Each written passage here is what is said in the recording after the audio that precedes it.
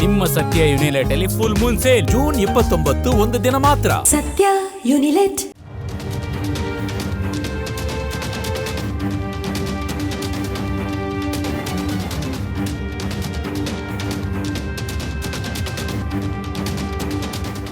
ನಮಸ್ಕಾರ, ಮೆಗಾ ಸುದ್ದಿ ವಿಶೇಷ ಕಾರ್ಯಕ್ರಮಕ್ಕೆ ಸ್ವಾಗತ.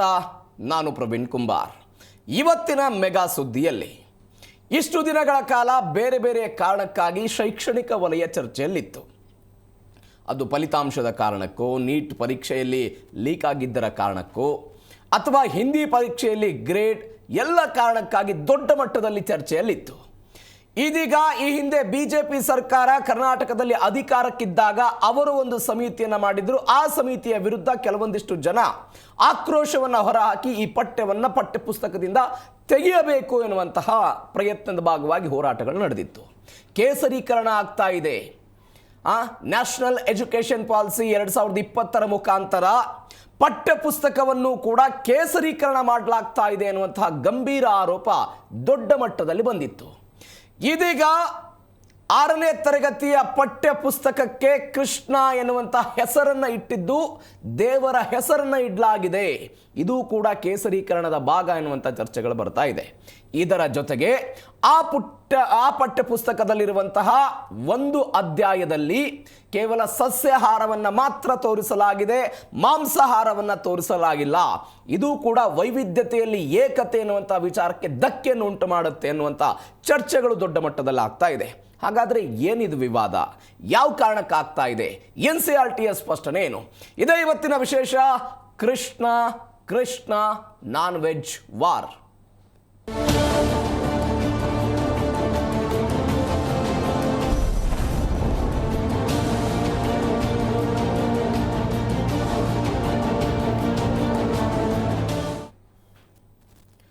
ಕನ್ನಡ ಪಠ್ಯಪುಸ್ತಕದಲ್ಲಿ ಮಾಂಸಾಹಾರ ವರ್ಸಸ್ ಸಸ್ಯಾಹಾರದ ಬಗ್ಗೆ ಚರ್ಚೆಗಳಾಗ್ತಾ ಇದೆ. ಆ ಪಠ್ಯಪುಸ್ತಕದಲ್ಲಿ ಸಮತೋಲಿತ ಆಹಾರದ ಬಗ್ಗೆ ಉಲ್ಲೇಖ ಮಾಡಲಾಗಿದೆ.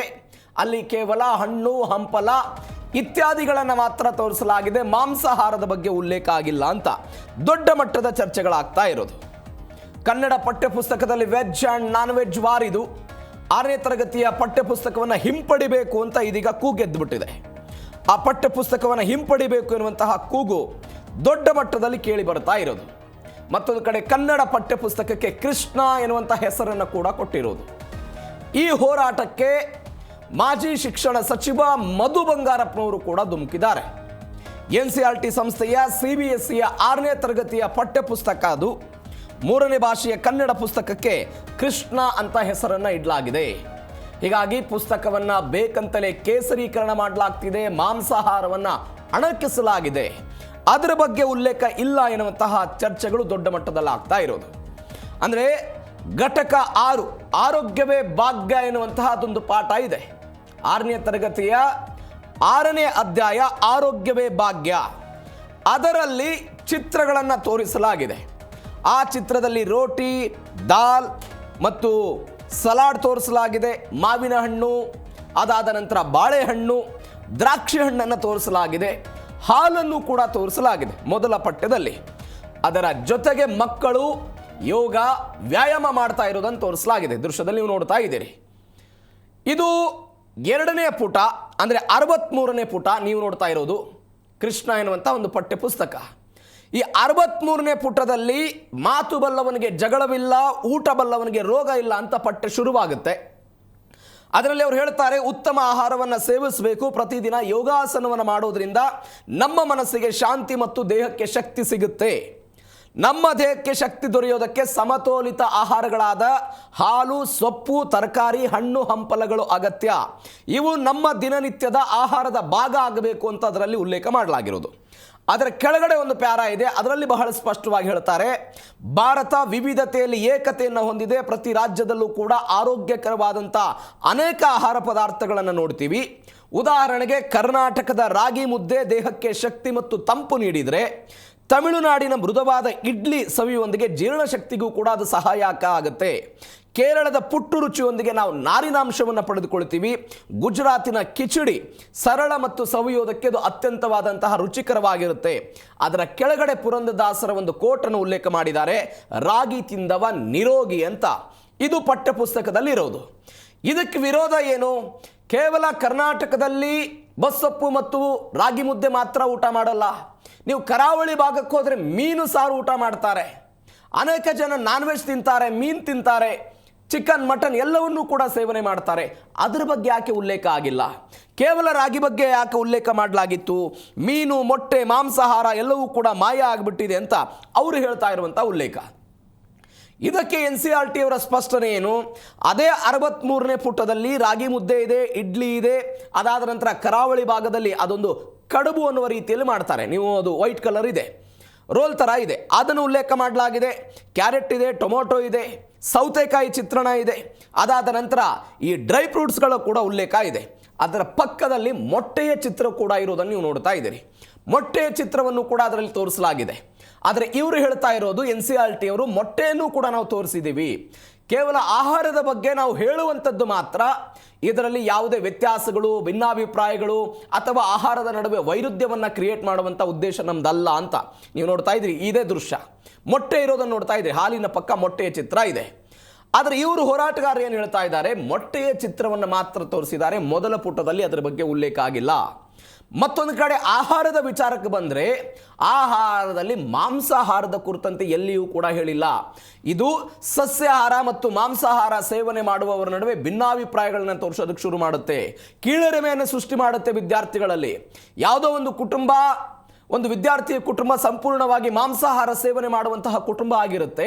ಆದರೆ ನೀವು ಪಠ್ಯ ಪುಸ್ತಕದಲ್ಲಿ ಕೇವಲ ಸಸ್ಯಾಹಾರ ಮಾತ್ರ ಶ್ರೇಷ್ಠ ಅಂತ ಬೋಧನೆ ಮಾಡಿಬಿಟ್ರೆ ಆ ಮಗುವಿಗೆ ಕೀಳರಿಮೆ ಸೃಷ್ಟಿಯಾಗುತ್ತೆ. ಈ ಕೀಳರಿಮೆಯನ್ನು ಸೃಷ್ಟಿ ಮಾಡುವಂತಹ ಪ್ರಯತ್ನ ಯಾಕೆ ಅಂತ ಒಂದು ವಿವಾದ. ಎರಡನೇ ವಿವಾದ, ಇದೇ ಪಠ್ಯ ಪುಸ್ತಕಕ್ಕೆ ಕೃಷ್ಣ ಅಂತ ಹೆಸರು ಕೊಟ್ಟಿರೋದು. ಕೇಸರೀಕರಣ ಆಗ್ತಾ ಇದೆ, ಕೃಷ್ಣನ ಹೆಸರನ್ನು ಇಡಲಾಗಿದೆ, ದೇವರ ಹೆಸರನ್ನು ಇಡಲಾಗಿದೆ ಅಂತ. ಅದಕ್ಕೆ NCERT ಅವರು ಒಂದು ಸ್ಪಷ್ಟನೆ ಕೊಟ್ಟಿದ್ದಾರೆ. ಇದು ಕೃಷ್ಣ ಅಂತ ಹೇಳಿದರೆ ದೇವರು ಅಂತ ಅಂದ್ಕೊಳ್ಬೇಡಿ, ಬದಲಾಗಿ ಕರ್ನಾಟಕದಲ್ಲಿ ಹರಿಯುವಂತಹ, ಕರ್ನಾಟಕ, ಮಹಾರಾಷ್ಟ್ರ ಮತ್ತು ಆಂಧ್ರ ಪ್ರದೇಶದಲ್ಲಿ ಹರಿಯುವಂತಹ ಕೃಷ್ಣಾ ನದಿಯ ಹೆಸರನ್ನು ನಾವು ಉಲ್ಲೇಖ ಮಾಡಿದ್ದೀವಿ ಅಂತ. ಇದರ ಜೊತೆಗೆ ಅವರು ಹೇಳ್ತಾ ಇದ್ದಾರೆ, ಗಂಗಾ ಎನ್ನುವಂಥ ಹೆಸರನ್ನು ಕೂಡ ಪಠ್ಯ ಪುಸ್ತಕಕ್ಕೆ ಕೊಟ್ಟಿದ್ದೀವಿ. ಇಂಗ್ಲಿಷ್ ಪುಸ್ತಕಕ್ಕೆ, ಹಿಂದಿ ಪುಸ್ತಕಕ್ಕೆ ಗಂಗಾ ಅಂತ ಹೆಸರಿಟ್ಟಿದ್ದಾರೆ, ಇಂಗ್ಲಿಷ್ ಪುಸ್ತಕಕ್ಕೆ ಕಾವೇರಿ ಅಂತ ಹೆಸರು ಕೊಟ್ಟಿದ್ದಾರೆ, ಉರ್ದುಗೆ ಜಮುನಾ ಅಂತ ಹೆಸರು ಕೊಟ್ಟಿದ್ದಾರೆ, ಅಂದರೆ ಯಮುನಾ ನದಿ. ಯಮುನಾ ನದಿಯ ಹೆಸರನ್ನು ಕೊಟ್ಟಿದ್ದೀವಿ, ಅದನ್ನು ದೇವರ ಸ್ವರೂಪದಲ್ಲಿ ನೀವು ಯಾಕೆ ನೋಡ್ತೀರಿ ಅಂತ. ಬಟ್ ಅನೇಕ ಜನರ ವಾದ ಆಗ್ತಾ ಇರೋದು, ಕೃಷ್ಣ ಅನ್ನುವಂಥದ್ದು ದೇವರ ಸಂಕೇತ, ಭಗವಂತ ಕೃಷ್ಣ ಅಂತ ನಾವು ಹಿಂದೂಗಳ ಆರಾಧನೆ ಮಾಡೋದನ್ನು ನಾವೆಲ್ಲ ನೋಡಿದ್ದೀವಿ. ಹೀಗಾಗಿ ದೇವರ ಹೆಸರನ್ನು ಉಲ್ಲೇಖ ಮಾಡಲಾಗಿದೆ. ಇದು ಜಾತ್ಯತೀತವಾದಕ್ಕೆ ವಿರುದ್ಧವಾಗಿರುವಂತಹ ತತ್ವ, ಜಾತ್ಯತೀತವಾದಕ್ಕೆ ವಿರುದ್ಧವಾದಂತಹ ತತ್ವ. ಮತ್ತು ನ್ಯಾಷನಲ್ ಎಜುಕೇಷನ್ ಪಾಲಿಸಿ 2020 ಇದೇ ಕಾರಣಕ್ಕಾಗಿ ನಾವು ವಿರೋಧ ಮಾಡಿದ್ವಿ. ಅಂದಿನಿಂದಲೂ ಕೂಡ ಇವತ್ತಿನ ತನಕವೂ ಕೂಡ ಪಠ್ಯ ಪುಸ್ತಕವನ್ನು ಕೇಸರೀಕರಣ ಮಾಡುವಂತಹ ವಿವಾದಗಳಾಗ್ತಾ ಇದೆ ಅಂತ ಸದ್ಯಕ್ಕೆ ಬರ್ತಾ ಇರುವಂತಹ ಡೀಟೇಲ್ಸು.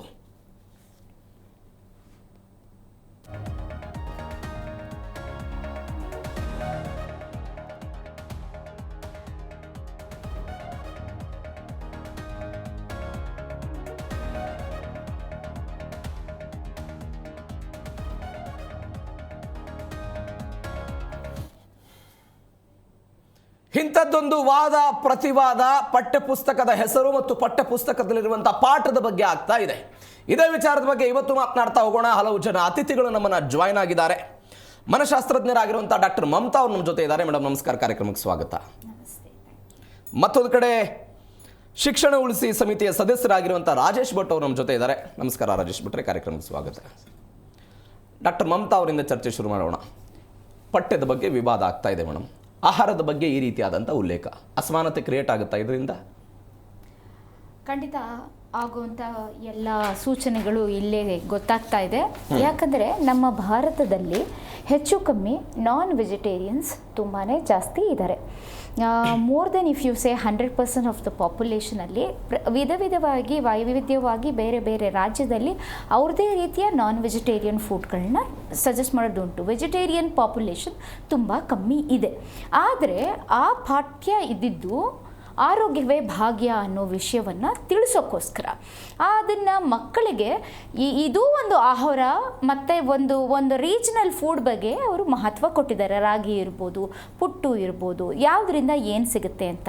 ನಮ್ಮ ದೇಶದ ಎಲ್ಲ ಊಟಗಳನ್ನು ನಾವು ಲೆಕ್ಕ ಹಾಕ್ಕೊಂಡು ಹೋಗ್ತಾ ಹೋದರೆ ಅದು ನೀವು ಲಕ್ಷ ಪುಟಗಳು ಪ್ರಿಂಟ್ ಮಾಡಿದ್ರು ಪಠ್ಯಪುಸ್ತಕದಲ್ಲಿ ಅದ್ರ ಬಗ್ಗೆ ಮಾಹಿತಿ ಕೊಡ್ಕೊಂಡು ಹೋಗಬೇಕು ಅಂದರೆ ನೀವು ಲಕ್ಷ ಪುಟಗಳು ಹಾಕಿದ್ರು ಇರಲ್ಲ. ಯಾಕಂದರೆ ನಮ್ಮ ದೇಶದ ಕ್ವಿಸಿನ್ ಏನಿದೆ ಅದು ಅಷ್ಟು ಅಗಾಧವಾಗಿದೆ, ದೊಡ್ಡದಾಗಿದೆ. ಎಲ್ಲವನ್ನೂ ಪಠ್ಯಪುಸ್ತಕದಲ್ಲಿ ಇಡೋಕ್ಕಾಗಲ್ಲ.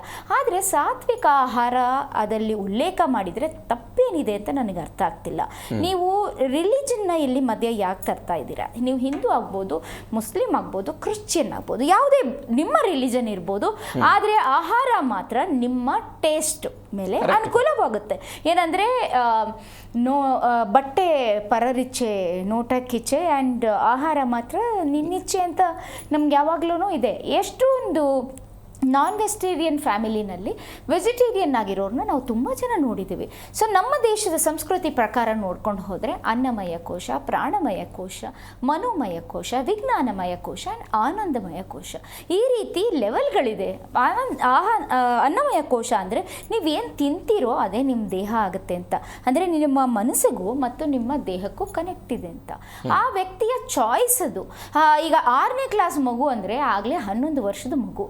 ಸೊ ಮಗುಗೆ ಯಾವಾಗ ಊಟ ಬಡಿಸ್ತಾರೆ, ಊಟ ಹೇಳ್ಕೊಡ್ತಾರೆ, 6 ತಿಂಗಳಿಂದ ಮಗು ಊಟ ಮಾಡಿರುತ್ತೆ.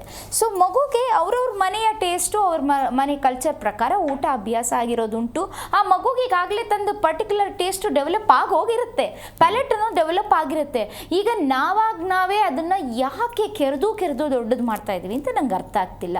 ಎಲ್ಲರಿಗೂ ಗೊತ್ತಿರೋ ವಿಷಯ ಏನಂದರೆ ಸೊಪ್ಪು, ತರಕಾರಿ, ಹಣ್ಣು ಇದ್ರ ತಿನ್ನೋದ್ರಿಂದ ಆ ದೇಹ ಚೆನ್ನಾಗಿರುತ್ತೆ, ಲೈಟ್ ಆಗಿರುತ್ತೆ ಅಂತ. ಆ ಮಗುಗೆ ಅದರದ್ದು ಚಾಯ್ಸ್ ಇದೆ.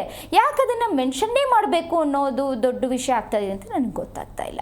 ನೀವು ಹೇಳಿದ್ರೆ ಮೇಡಮ್ ಪ್ರಾಣಮಯ ಕೋಶ, ಜೀವಮಯ ಕೋಶ ಇತ್ಯಾದಿ ಇದೆ ನಮ್ಮ ಸಂಸ್ಕೃತಿಯಲ್ಲಿ ಅಂತ. ಬಟ್ ಅವರು ವಿರೋಧ ಮಾಡ್ತಾ ಇರುವಂತವ್ರ ವಾದವೇ ಅದು. ನಿಮ್ಮ ಸಂಸ್ಕೃತಿಯನ್ನು ಹೇರೋ ಪ್ರಯತ್ನ ಮಾಡ್ತಿದ್ದೀರಿ ನೀವು. ಜಾತ್ಯತೀತ ದೇಶ ಇದು, ವೈವಿಧ್ಯತೆಯಲ್ಲಿ ಏಕತೆ ಕಾಣುವಂತಹ ಭಾರತ ಇದು. ನೀವು ಪ್ರಾಣಮಯ ಕೋಶ, ಜೀವಮಯ ಕೋಶ ಇವುಗಳನ್ನು ತರುವ ಮುಖಾಂತರ ಅನೇಕರ ಆಹಾರವಾಗಿರುವಂತಹ ಮಾಂಸಾಹಾರದ ವಿರುದ್ಧ ನಿಮ್ಮ ಪ್ರಹಾರ ನಡೀತಿದೆ ಅಂತ. ಖಂಡಿತ ಅಲ್ಲ. This is just an awareness. Okay, ನಮ್ಮ ದೇಶ, ನಮ್ಮ ಸಂಸ್ಕೃತಿ, ಇದು ವೈಜ್ಞಾನಿಕವಾಗಿ ನೀವು ವಿಶ್ಲೇಷಣೆ ಮಾಡಿ.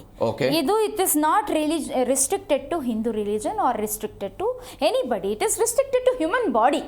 ಬೇಸಿಕಲಿ ಎಲ್ಲರಲ್ಲೂ ಕೂಡ ನೀವು ಯಾವ ರಿಲಿಜನ್ಗೆ ಬಿಲಾಂಗ್ ಆದರೂ ಕೂಡ ನಿಮ್ಮ ದೇಶದಲ್ಲಿ, ನಿಮ್ಮ ದೇಹದಲ್ಲಿ ಇರುವಂಥ ರಚನೆ ಅದು.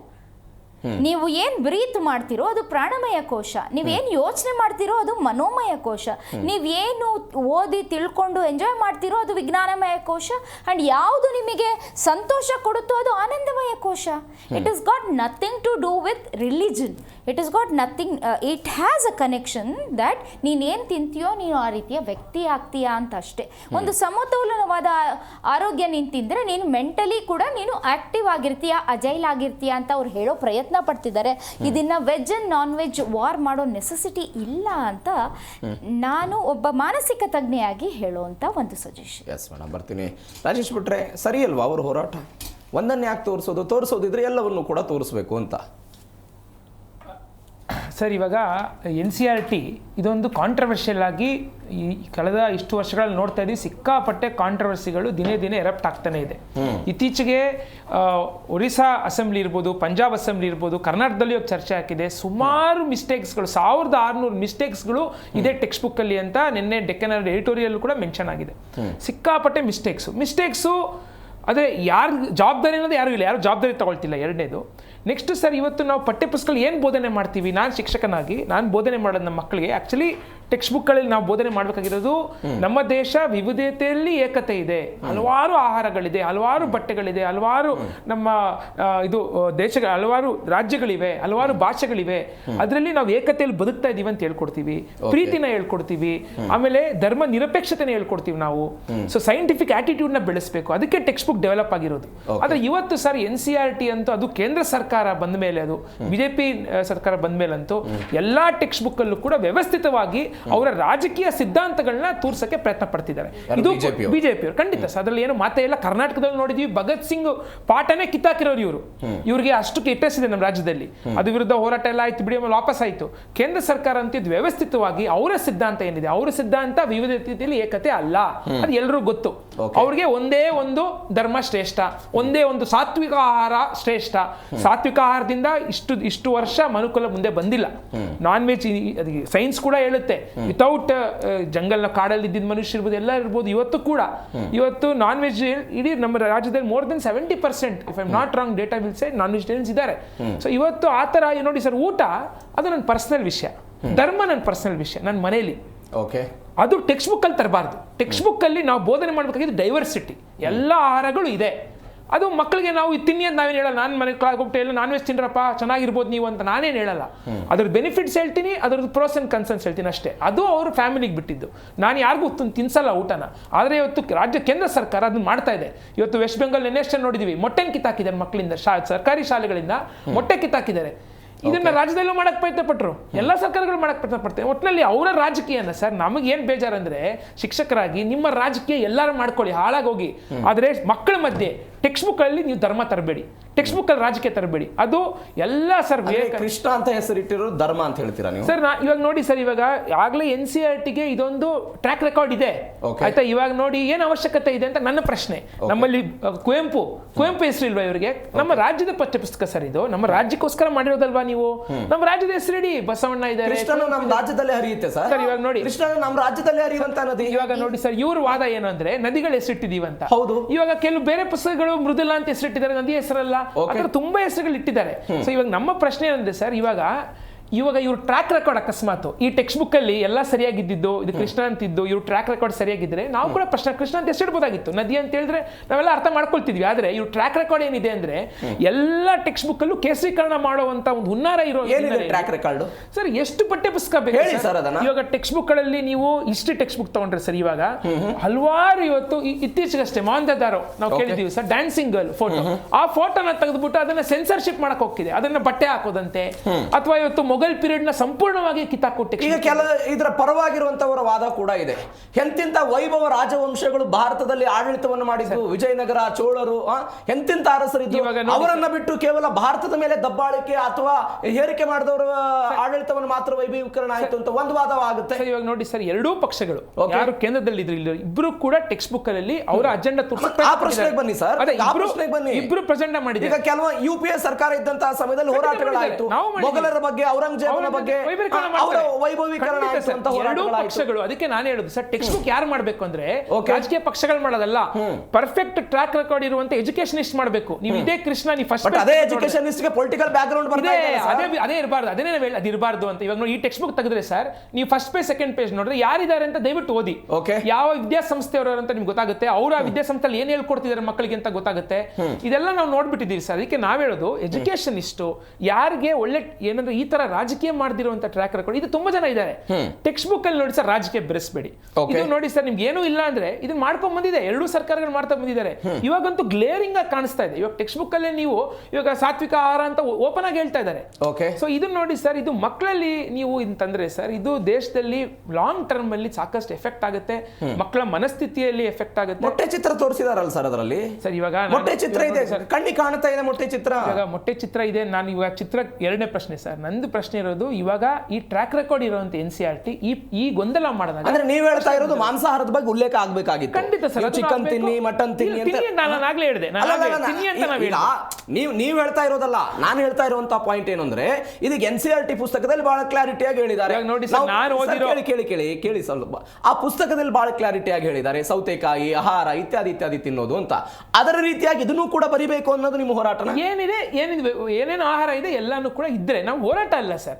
ಏನಿದೆ ಒಂದು ಆರೋಗ್ಯವೇ ಭಾಗ್ಯ ಅಂತ ಬಂದಾಗ ನೀವು ಅದ್ರ 4 ಪಿಕ್ಚರ್ ಇದೆ ತೆಗೆದು ನೋಡಿ, ಅದ್ರಲ್ಲಿ ಒಂದೇ ಒಂದ್ ಕಡೆ ಮೊಟ್ಟೆ ಇರೋದು, ಅದನ್ನೆಲ್ಲ ಕೇಳ್ತಾ ಇರೋದು. ಇವಾಗ ಬೇರೆ ಆಹಾರಗಳು ನೀವು ಬಳಸ್ಬೇಕು. ಆಮೇಲೆ ನಮ್ಮ ಕನ್ನಡ ಟೆಕ್ಸ್ಟ್ ಬುಕ್ ಅಲ್ಲಿ ಇನ್ನು ನಮ್ಮ ರಾಜ್ಯದಲ್ಲಿ ಕೋಸ್ಟಲ್ ಕರ್ನಾಟಕದ್ದು ಏನಿದೆ ಕುಸೈನ್ ಇದೆ, ಎಲ್ಲಾನು ತರಬೇಕು ಅಂತ. ಯಾಕಂದ್ರೆ ಕನ್ನಡದೇ ಸ್ಪೆಸಿಫಿಕ್ ಆಗಿರೋ ಟೆಕ್ಸ್ಟ್ ಬುಕ್ ಇದು.